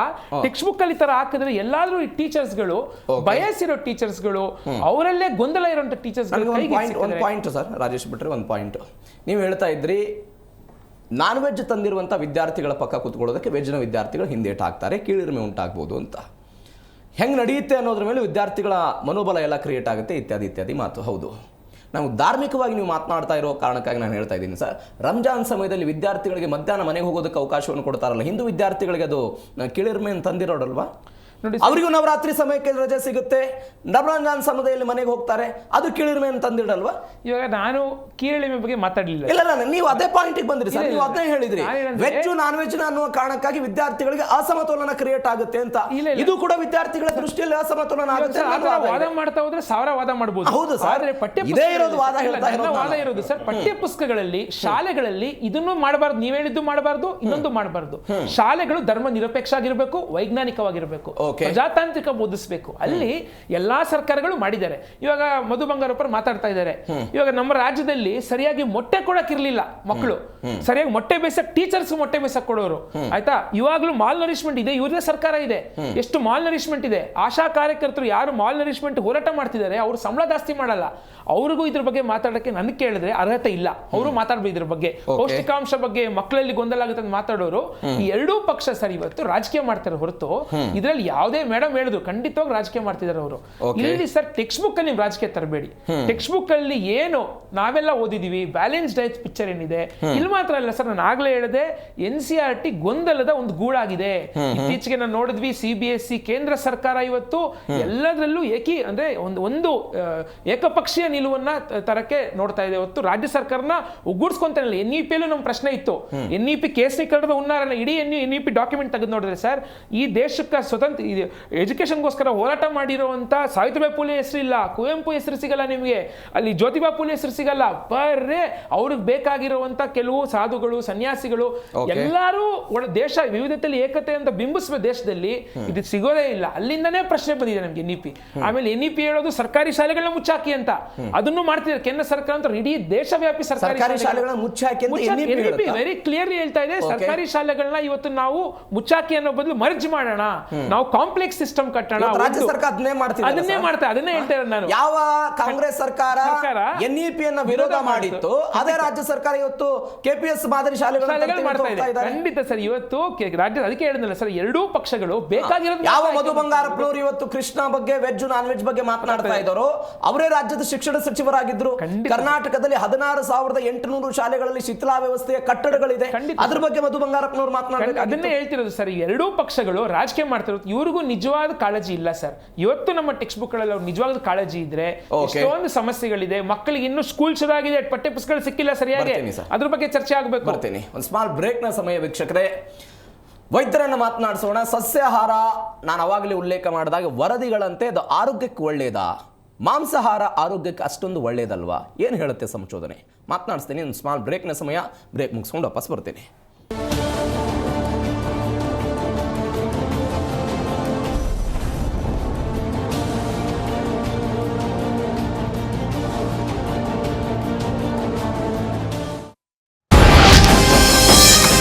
ಬಾಲರಾಮನ ದಿನಗಳು ಚಿತ್ರಕ್ಕೆ ಆಕ್ಷನ್ ಪ್ರಿನ್ಸ್ ಕಡೆಯಿಂದ ಸಿಕ್ತು ಆನೆ ಬಲ.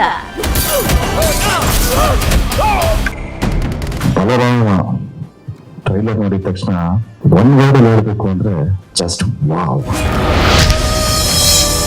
ನಿಜಕ್ಕೂ ವಿನೋದ್ ಪ್ರಭಾಕರ್ಗೆ ಆಗಿದ್ದೇನೋ? ನಿರ್ದೇಶಕರು ಹೇಳಿದ್ದೇನೋ. 10 ದಿವಸದಲ್ಲಿ 4 ಕಿಲೋ ಕಳ್ಕೊಂಡಿದ್ದಾರೆ ಅವರು ಬಾಡಿ ವೆಯ್ಟ್. ಆ ಎಕ್ಸಾಷನ್ ಇಂದ ಆಗಿ ಅವರು ಕೊಲ್ಯಾಪ್ಸ್ ಆದ್ರು.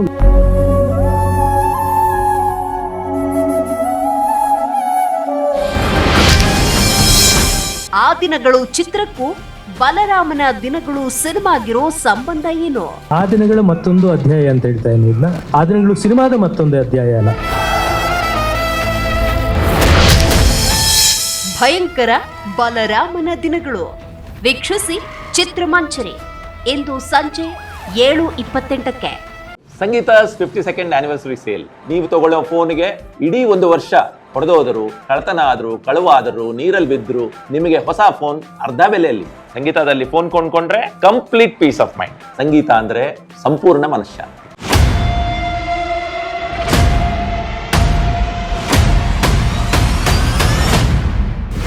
ಈ ಮಣ್ಣಿನ ಕಾನೂನು ಬಲಿಷ್ಠವಾಗಿದೆ, ಆದರೆ ಪಾಲಿಸುವ ಮನಸ್ಸು ಹದಗೆಟ್ಟಿದೆ. ರಾಜಕಾರಣಕ್ಕೆ ಜವಾಬ್ದಾರಿ ಇದೆ, ಆದ್ರೆ ರಾಜಕೀಯ ಬದಲಾಗಿದೆ. ಭ್ರಷ್ಟಾಚಾರ ತಾಂಡವವಾಡ್ತಿದೆ, ಅದನ್ನ ನಿಯಂತ್ರಿಸುವ ಶಕ್ತಿ ಕಳೆದುಕೊಂಡಿದೆ. ಆದ್ರೆ ಕರ್ನಾಟಕ ಕೇಳ್ತಾ ಇದೆ, ಮುಂದೇನು? ಅದಕ್ಕೆ ಉತ್ತರ ನಾವು ಕೊಡ್ತೇವೆ. ವೀಕ್ಷಿಸಿ ಜಿ ಸಂವಾದ ಪ್ರತಿದಿನ ಸಂಜೆ 5:58ಕ್ಕೆ.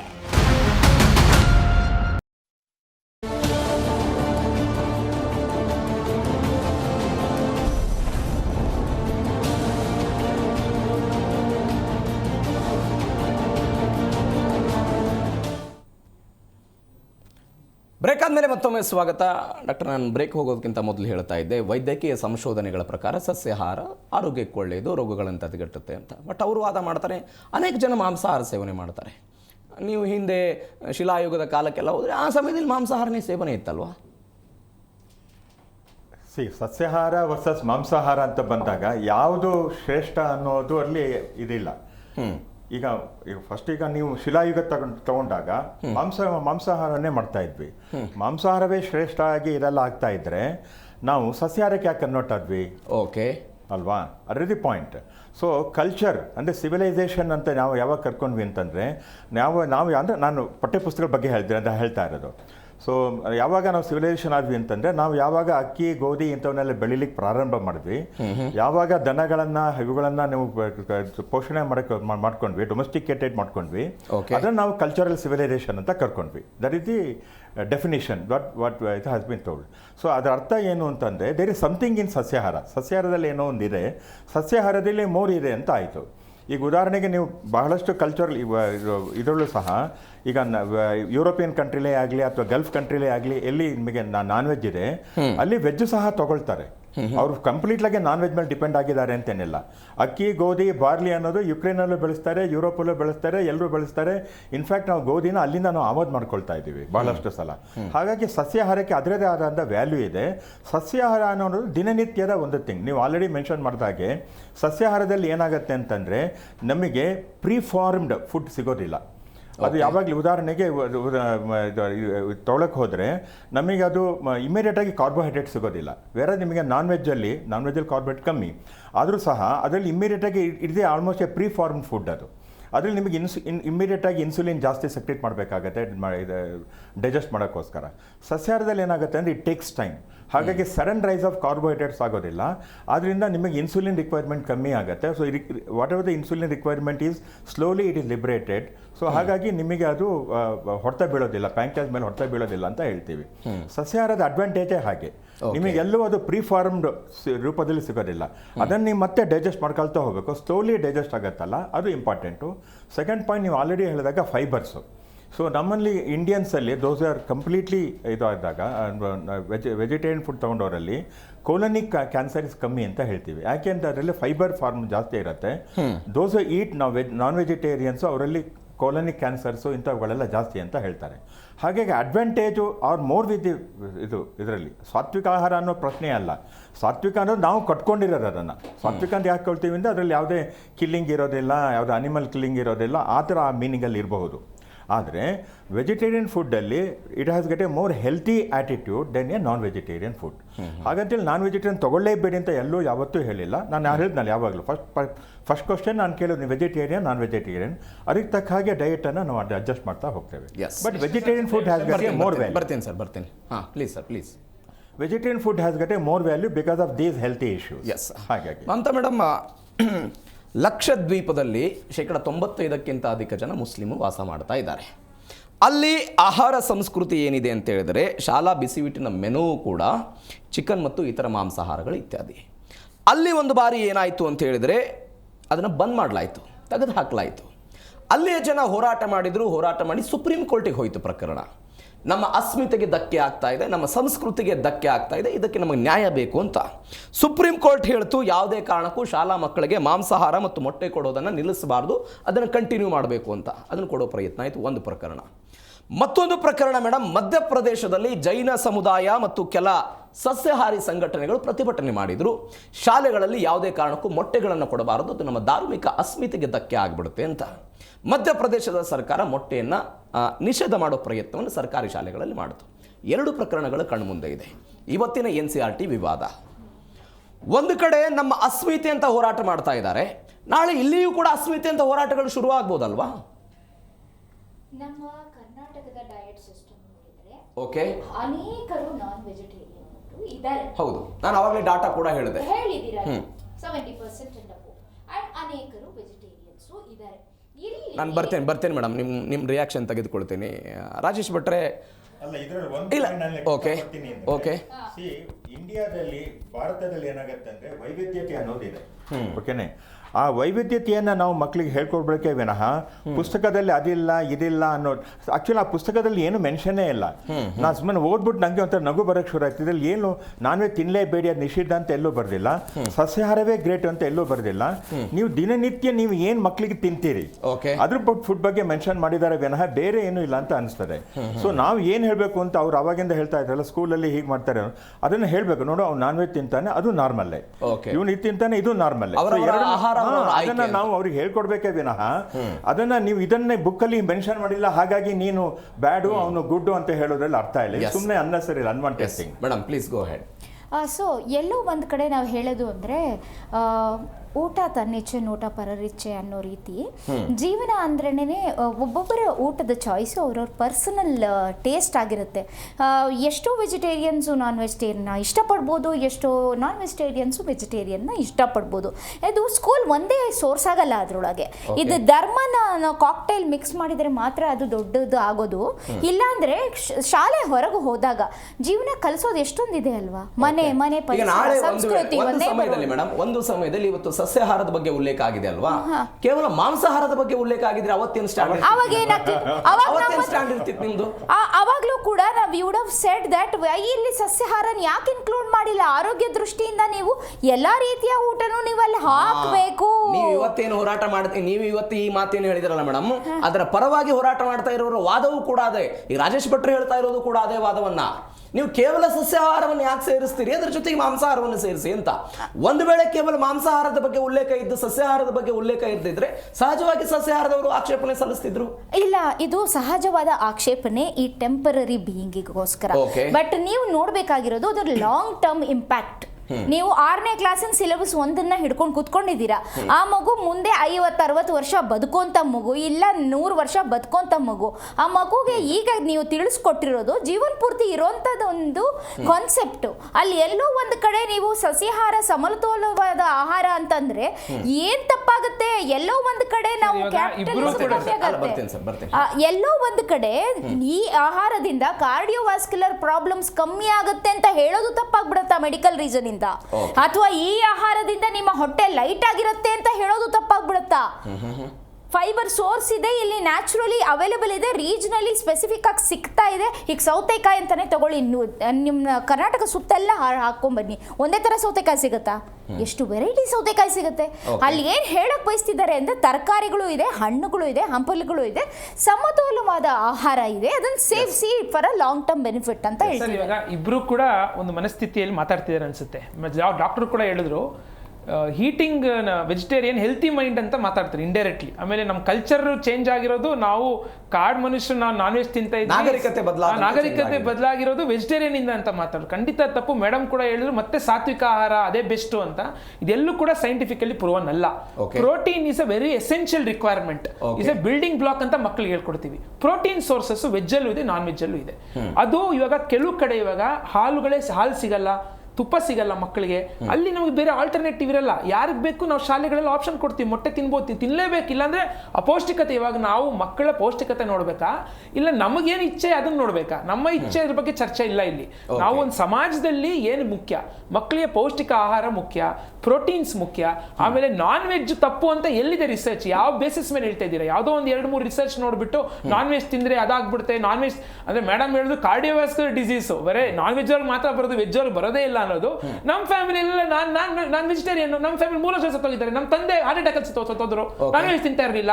ಈ ವಾದಗಳೆಲ್ಲ ತಂದ್ಬಿಟ್ಟು ಮತ್ತೆ ಜನಗಳ ತಲೆಯಲ್ಲಿ, ಮತ್ತೆ ಮಕ್ಕಳು ಪೇರೆಂಟ್ಸ್ ತಲೆಯಲ್ಲಿ ವೆಜ್ ಗ್ರೇಟು, ಇದನ್ನೇ ನಮಗೆ ಭಯ ಇರೋದು. ಇದೇನು ಇವರಿಬ್ರು ಮಾತಾಡೋದು ಇಂಡೈರೆಕ್ಟ್ಲಿ, ಅದೇ ನಮಗೆ ಭಯ ಇರೋದು. ಶಾಲೆಗಳು ಕೂಡ ಇದಾಗುತ್ತೆ, ಆ ಬೈಕೆ ನಾವು ಹೇಳ್ತಾ ಇರೋದು.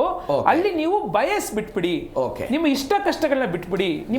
ನಿಮ್ಮ ಒಂದು ಕಣ್ಣಿದೆಯಲ್ಲ, ಕಾಮಲೆ ಕಣ್ಣು ಇರೋದು ಯಾರಿಗಿದೆಯಲ್ಲ, ಅವ್ರು ಅದನ್ನ ಬಿಟ್ಟು ಏನಿದೆ ಎಜುಕೇಶನ್ ಅದನ್ನ ಇರಬೇಕು. ಇಲ್ಲ ಒಂದು ನಿಮಿಷ. ನಾಗರಿಕತೆ ಅನ್ನೋದು ನಗರೀಕರಣ ಆದಾಗ, ನೀವು ಯಾವಾಗ ಗುಹೆಯಿಂದ ಹೊರಗೆ ನಗರೀಕರಣ ಮಾಡ್ಕೊಂಡ್ವಿ ಅಂತಂದ್ರೆ, ನೀವು ಮನೆ ಕಟ್ಕೊಂಡ್ರಿ, ಹಸು ಕಟ್ಕೊಂಡ್ರಿ, ಬೆಳೆಸೋಕೆ, ಅದ್ರ ನಗರಿಕತೆ ಅಂತ ಕರೆದಿತ್ತು. ಆದ್ರಿಂದ ನೀವು ಸಿವಿಲೈಸೇಷನ್ ಬೇರೆ ಏನು ತಪ್ಪು ತಿಳ್ಕೊಳ್ಬೇಡಿ. ರಾಜೇಶ್ ಬಿಟ್ರೆ, ನಾವು ಆವಾಗಲೇ ಧರ್ಮದ ಬಗ್ಗೆ ಕೃಷ್ಣ ಎನ್ನುವಂತ ಹೆಸರಿನ ಬಗ್ಗೆ ಉಲ್ಲೇಖ ಮಾಡ್ತಾ ಇದ್ವಿ. ಭಾರತದಲ್ಲಿ ಒಂದು ಸರಸ್ವತಿ ಸಮ್ಮಾನ ಎನ್ನುವಂತ ಒಂದು ಪ್ರಶಸ್ತಿಯನ್ನು ಕೊಡಲಾಗುತ್ತೆ ಸರ್, ಮಧ್ಯಪ್ರದೇಶದಲ್ಲಿ. ಇಡೀ ಭಾರತದಾದ್ಯಂತ ನಮ್ಮ SL ಭೈರಪ್ಪನವರಿಗೂ ಕೂಡ ಸರಸ್ವತಿ ಸಮ್ಮಾನ ಸಿಕ್ಕಿದ್ದನ್ನು ನಾವೆಲ್ಲ ನೋಡಿದ್ದೀವಿ. ನಾಳೆ ಅದ್ರ ಬಗ್ಗೆನೂ ಕೂಡ ಆಕ್ಷೇಪಣೆಗಳು ಸಲ್ಲಿಕೆ ಆಗ್ಬೋದು. ಸರಸ್ವತಿ ದೇವಿ ಅನ್ನುವ ಕಾರಣಕ್ಕಾಗಿ ಆ ಪ್ರಶಸ್ತಿಯನ್ನು ಕೊಡಬಹುದು. ಈಗ ಸರಸ್ವತಿ ದೇವಿ ಪೂಜೆಯನ್ನು ಮಾಡಲಾಗುತ್ತೆ ಶಾಲೆಗಳಲ್ಲಿ ವರ್ಷದ ಅಂತ್ಯದಲ್ಲಿ. ಶಾಲೆ ಶುರುವಾಗುವಂತಹ ಸಮಯದಲ್ಲಿ ಅಕ್ಷರಾಭ್ಯಾಸಗಳನ್ನು ಮಾಡಿಸಲಾಗುತ್ತೆ ವಿದ್ಯಾರ್ಥಿಗಳಿಗೆ. ನಾಳೆ ಅದರ ಬಗ್ಗೆ ಆಕ್ಷೇಪಣೆಗಳು ಸಲ್ಲಿಕೆ ಆಗ್ಬೋದು. ಶಾಲೆಗಳಲ್ಲಿ ಬೆಳಗ್ಗೆ ಪ್ರಾರ್ಥನೆಯನ್ನು ಮಾಡಲಾಗುತ್ತೆ, ಅದು ಒಂದು ಧರ್ಮದ ಹೇರಿಕೆ ಅಂತ ಆಕ್ಷೇಪಣೆಗಳಿರ್ಬೋದು. ಗಣೇಶ ಚತುರ್ಥಿಯ ಸಮಯದಲ್ಲಿ ಅನೇಕ ಸರ್ಕಾರಿ ಶಾಲೆಗಳಲ್ಲಿ ಗಣೇಶನನ್ನು ಪ್ರತಿಷ್ಠಾಪನೆ ಮಾಡಲಾಗುತ್ತೆ, ಅದ್ರ ಬಗ್ಗೆ ಆಕ್ಷೇಪಣೆಗಳಿರ್ಬೋದು. ಓಮ ಸತೋಮ ಸದ್ಗಮಯ ಹೇಳೋದ್ರ ಬಗ್ಗೆ ಕೆಲವೊಂದಿಷ್ಟು ಆಕ್ಷೇಪಣೆಗಳು ಬರ್ಬೋದು. ಏನು ನಿಲುವು ಈ ವಿಚಾರದಲ್ಲಿ? ಸರ್, ಇವಾಗ ನನ್ನ ನಿಲುವಲ್ಲ ಸರ್ ಇದು. ನೀವು ಕುವೆಂಪು ಬರಹಗಳನ್ನ ಓದಿ, ವಿವೇಕಾನಂದ ಬರಹಗಳನ್ನ ಓದಿ, ಅಥವಾ ಯಾರೇ ಶಿಕ್ಷಣ ತಜ್ಞರು ಜ್ಯೋತಿಬಾಪುಲೆ ಎಲ್ಲ ಬರಹಗಳು ಓದಿ ಸರ್. ಶಿಕ್ಷಣದಲ್ಲಿ ಧರ್ಮ ತರಬಾರದು. ಧರ್ಮ ನನ್ನ ಪರ್ಸನಲ್ ಅಫೇರ್. ನಾನು ಶಾಲೆಗಳಲ್ಲಿ ಯಾವುದೇ ರೀತಿ ಧರ್ಮ ಆಚರಣೆ ಮಾಡಬಾರ್ದು ಅಂತ ಮಹಾನ್ ವ್ಯಕ್ತಿಗಳು ಹೇಳೋದು. ಆದ್ರೆ ನಮ್ಮ ದೇಶದಲ್ಲಿ ಏನಾಗೋಗ್ಬಿಟ್ಟಿದೆ, ಎಲ್ಲಾ ಪಕ್ಷಗಳು ಅಥವಾ ಬೇರೆ ಬೇರೆ ಎಲ್ಲಾ ವಿವಿಧತೆಯಲ್ಲಿ ಏಕತೆಯಲ್ಲಿ ಇರೋ ಕಾರಣ ಧರ್ಮಗಳು ಬೆಸ್ಕೊಂಡ್ಬಿಟ್ಟಿದೆ. ಅಲ್ಲಿ ಸರ್ ನಾವು ಧರ್ಮಗಳ ಆಚರಣೆ ಮಾಡಿದಾಗ ಒಂದು ಧರ್ಮ ಶ್ರೇಷ್ಠ ಅಂತ ಹೇಳೋದಾಗ್ಲಿ, ಅದನ್ನ ವೈಭವೀಕರಿಸಾಗ್ಲಿ ಮಾಡಬಾರ್ದು ಅನ್ನೋದೇ ನಮ್ಮ ವಾದ ಶಿಕ್ಷಕರಾಗಿ. ಯಾಕಂದ್ರೆ ಅದು ಇಂಡೈರೆಕ್ಟ್ ಆಗಿ ಸಬ್ ಕಾನ್ಶಿಯಸ್ ಆಗಿ ಮಕ್ಕಳ ಮೈಂಡಲ್ಲಿ ಏನ್ ಬರ್ತಂದ್ರೆ, ಈ ಧರ್ಮ ಗ್ರೇಟು, ಈ ಫುಡ್ ಗ್ರೇಟು, ಈ ಬಟ್ಟೆ ಗ್ರೇಟು, ಇವ್ರು ಗ್ರೇಟು, ಅದು ಬರಬಾರ್ದು ಅನ್ನೋದೇ ನಮ್ಮ ವಾದ. ಅಲ್ಲಿ ಸರ್ ಎಲ್ಲ ವಿವೇಕಾನಂದ ಹೇಳ್ತಾರೆ, ನಾನು ಕ್ರಿಶ್ಚಿಯನ್ ಆಗ್ಬೋದು, ನನ್ನ ಹೆಂಡತಿ ಮುಸ್ಲಿಂ ಆಗ್ಬೋದು, ನನ್ನ ಮಗ ಬೌದ್ಧ ಧರ್ಮಕ್ಕೆ ಸೇರ್ಬೋದು, ನಾವೆಲ್ಲ ಒಟ್ಟಿಗೆ ಬದುಕ್ತೀವಿ, ಅದು ನಮ್ಮ ದೇಶ ಅಂತ. ನಾವು ಅದನ್ನೇ ಶಿಕ್ಷಕರಾಗಿ ನಾವು ಅದನ್ನ ಪ್ರೀಚ್ ಮಾಡ್ಬೇಕು ಶಾಲೆಗಳಲ್ಲಿ. ಅದನ್ನ ಪ್ರೀಚ್ ಮಾಡಕ್ಕೆ ಪೆಡಗಾಗಿ ಏನಿದೆಯಲ್ಲ, ಟೆಕ್ಸ್ಟ್ ಬುಕ್ ಏನಿದೆಯಲ್ಲ, ಅದು ಅದರ ಲೈನ್ಸ್ ಅಲ್ಲೇ ಇರಬೇಕು. ಎಜುಕೇಶನ್ ಶುಡ್ ಬಿ ಎಲ್ಲ ಶಿಕ್ಷಣ ತಜ್ಞರು ಹೇಳೋದು ಸರ್. ನಾವಲ್ಲಿ ಇವಾಗಿನ ಬಿಟ್ಬಿಡಿ, ಈ ರಾಜಕೀಯ ಮಾಡಿರೋ ಶಿಕ್ಷಣ ತಜ್ಞರು ಬಿಟ್ಬಿಡಿ. ನೀವು ಭಗತ್ ಸಿಂಗ್ ನೋಡಿ, ನೇತಾಜಿ ಓದಿ ಸರ್. ನೇತಾಜಿ ಕ್ಲಿಯರ್ಲಿ ಹೇಳ್ತಾರೆ, ನೇತಾಜಿ ಮಹಾನ್ ಕಾಳಿ ಭಕ್ತರು. ಆದ್ರೆ ಅವ್ರು ಎಲ್ಲೂ ಯಾವುದೇ ಸ್ಪೀಚ್ ನೀವು ತೆಗೆದು ನೋಡಿದ್ರೆ ಸರ್, ಎಲ್ಲೂ ಕೂಡ ಅವ್ರ ಧರ್ಮ, ನಾನು ಹಿಂದೂ ಧರ್ಮ ನಂಬ್ತೀನಿ, ನನ್ನ ಧರ್ಮ ಗ್ರೇಟ್ ಅಂತ ಯಾವತ್ತೂ ಹೇಳಿಲ್ಲ. ಅವ್ರು ಹೇಳಿದ್ದು it's A personal affair, private affair. ನಿನ್ನ ಊಟ, ಆಮೇಲೆ INA Indian national army, Netaji ಅವ್ರು ಕಟ್ಟಿದ ಆರ್ಮಿಯಲ್ಲಿ ಸರ್, ಅವ್ರ ಆರ್ಮಿಯಲ್ಲಿ ಊಟ ಇತ್ತಲ್ಲ, ಮೊದಲೆಲ್ಲ ಸಿಖ್ರು ಸಪ್ರೇಟ್ ಊಟ ಮಾಡ್ಕೊಳ್ಳೋರು, ಹಿಂದೂಗಳು ಸಪ್ರೇಟ್ ಊಟ ಮಾಡ್ಕೊಳ್ಳೋರು, ಮುಸ್ಲಿಂ ಸಪ್ರೇಟ್ ಊಟ ಮಾಡ್ಕೊಳ್ಳೋರು. ನೇತಾಜಿ ಬಂದ್ಬಿಟ್ಟು ಎಲ್ಲ ಕ್ಯಾನ್ಸಲ್ ಮಾಡಿ, ನೀವು ದೇಶಕ್ಕೋಸ್ಕರ ಹೋರಾಟ ಮಾಡ್ತಿರೋರು ಎಲ್ಲರೂ ಒಂದೇ ಊಟ, ಕಾಮನ್ ಕಿಚನ್ ಸ್ಟಾರ್ಟ್ ಮಾಡಿರೋ ದೇಶದಲ್ಲಿ ಆ ಇತಿಹಾಸ ಇದೆ ನಮ್ಮ ದೇಶದಲ್ಲಿ. ಸೊ ಅದನ್ನು ನಾವು ಪ್ರೀಚ್ ಮಾಡಬೇಕು. ಮನೆಯಲ್ಲಿ ನೀವು ಏನಾದ್ರು ಫಾಲೋ ಮಾಡಿ. ಬೇಸಿಕಲಿ ಸರ್, ಟೆಕ್ಸ್ಟ್ ಬುಕ್ ಅಲ್ಲಿ ನಾವು ಏನು ಧರ್ಮ, ಶಾಲಾ ಕಾಲೇಜು ಸೊಸೈಟಿಯಲ್ಲಿ ಕಾನ್ಸ್ಟಿಟ್ಯೂಷನ್ ಹೇಳುತ್ತೆ ಸರ್, ಆರ್ಟಿಕಲ್ 51AH ಹೇಳುತ್ತೆ, ಸೈಂಟಿಫಿಕ್ ಟೆಂಪರಮೆಂಟ್ ಎಲ್ಲದಕ್ಕೂ ಕೂಡ ಅನ್ವಯ ಆಗುತ್ತೆ. ರಾಜೇಶ್ ಭಟ್ರೆ, ಎಲ್ಲದಕ್ಕೆ ಮಾತ್ರ ಎಲ್ಲಾ ಪಕ್ಷಗಳಿಗೂ ಸರ್, ಎಲ್ಲಾ ಪಕ್ಷಗಳಿಗೂ ಅನ್ವಯ ಆಗುತ್ತೆ. ಕ್ವಿಕ್ ಆಗಿ ಕೊನೆ ರಿಯಾಕ್ಷನ್ ನೋಡಿ ಸರ್, ಇದೇ ಚಾನಲ್ನಲ್ಲಿ ನಾವು ಹಿಜಾಬ್ ಬಗ್ಗೆ ಚರ್ಚೆ ಮಾಡಿದ್ವಿ. ಮೊನ್ನೆ ಏನು ಹಿಜಾಬ್ ಬಗ್ಗೆ ಚರ್ಚೆ ಮಾಡಿದ್ವಿ. ಆಗ ನಾವು ಹೇಳಿದ್ದೇನು, ದಯವಿಟ್ಟು ಧರ್ಮದ ಓಲೈಕೆನ ನೀವು ಶಾಲಾ ಶಿಕ್ಷಣದಲ್ಲಿ ತರಬೇಡಿ ಅಂತ. ನೀವು ವಸ್ತಿ ಸಮೃತ ನೀತಿ, ಯೂನಿಫಾರ್ಮಿಟಿ ಇಲ್ಲಿ ಆಗ್ತಿರೋದು ಏನಂದರೆ ಎಲ್ಲವನ್ನೂ ಬೇರೆ ಪರ್ಸ್ಪೆಕ್ಟಿವ್ ಇಂದ ನೋಡೋಕ್ಕಾಗ್ತಿದೆ. ಒಂದು ಲಾಂಗ್ ಟರ್ಮ್ ಗೋಲಿಂದ ನೋಡ್ತಾನೆ ಇಲ್ಲ. ಎಲ್ಲರೂ ಈ ಮಿನಿಟಿಗೆ ಕಾಂಟ್ರವರ್ಸಿ ಬೇಕು, ಆ ಕಾಂಟ್ರವರ್ಸಿ ಮಾಡ್ತಿದ್ದಾರೆ. ದಯವಿಟ್ಟು ಅದನ್ನ ಮಾಡಬೇಡಿ. ಪುಸ್ತಕದಲ್ಲಿ ಯಾವುದೇ ರೀತಿಯ ಅವಹೇಳನಕಾರಿ ಥಿಂಗ್ ಇದಿಲ್ಲ. ಸುಮ್ಮನೆ ದಿನನಿತ್ಯ ನೀವು ಏನ್ ಮಾಡ್ತೀರಿ ಮಕ್ಕಳಿಗೆ ಏನ್ ಹೇಳ್ಬೇಕು ಅದನ್ನು ಹೇಳಿದ್ದಾರೆ ಅಷ್ಟೇ. ನೀವು ದಿನನಿತ್ಯ ಏನ್ ಪ್ರಿಪೇರ್ ಮಾಡ್ತೀರಿ ಅದ್ರ ಬಗ್ಗೆ ಹೇಳಿದ್ದಾರೆ. Thank you so much. 3 ಜನರಿಗೂ ಕೂಡ ಇಷ್ಟ ಚರ್ಚೆಯಲ್ಲಿ ಭಾಗವಹಿಸಿದ್ದಕ್ಕೆ ಥ್ಯಾಂಕ್ ಯು ಸೋ ಮಚ್. ಇಂಥದ್ದೊಂದು ವಾದ ಪ್ರತಿವಾದ ಇದೀಗ 6ನೇ ತರಗತಿ ಪಠ್ಯ ಪುಸ್ತಕದ ಬಗ್ಗೆ ಮತ್ತು ಪಾಠದ ಬಗ್ಗೆ ಆಗ್ತಾ ಇದೆ. NCERT ಸ್ಪಷ್ಟನೆ ಕೊಡೋ ಪ್ರಯತ್ನವನ್ನು ಮಾಡಿದೆ. ಹೋರಾಟ ಮುಂದುವರಿಯುತ್ತಾ? ಪಠ್ಯವನ್ನು ವಾಪಸ್ ತೆಗೆದುಕೊಳ್ತಾರಾ? ಕಾದ್ ನೋಡೋಣ. ಇದರೊಂದಿಗೆ ಇವತ್ತಿನ ಮೆಗಾ ಸುದ್ದಿನ ಮುಗಿಸ್ತಾ ಇದ್ದೀನಿ. ನೋಡ್ತಾ ಇರಿ ಜೀ ಕನ್ನಡ ನ್ಯೂಸ್, ಸತ್ಯವೇ ಸುದ್ದಿಯ ಜೀವಾಳ.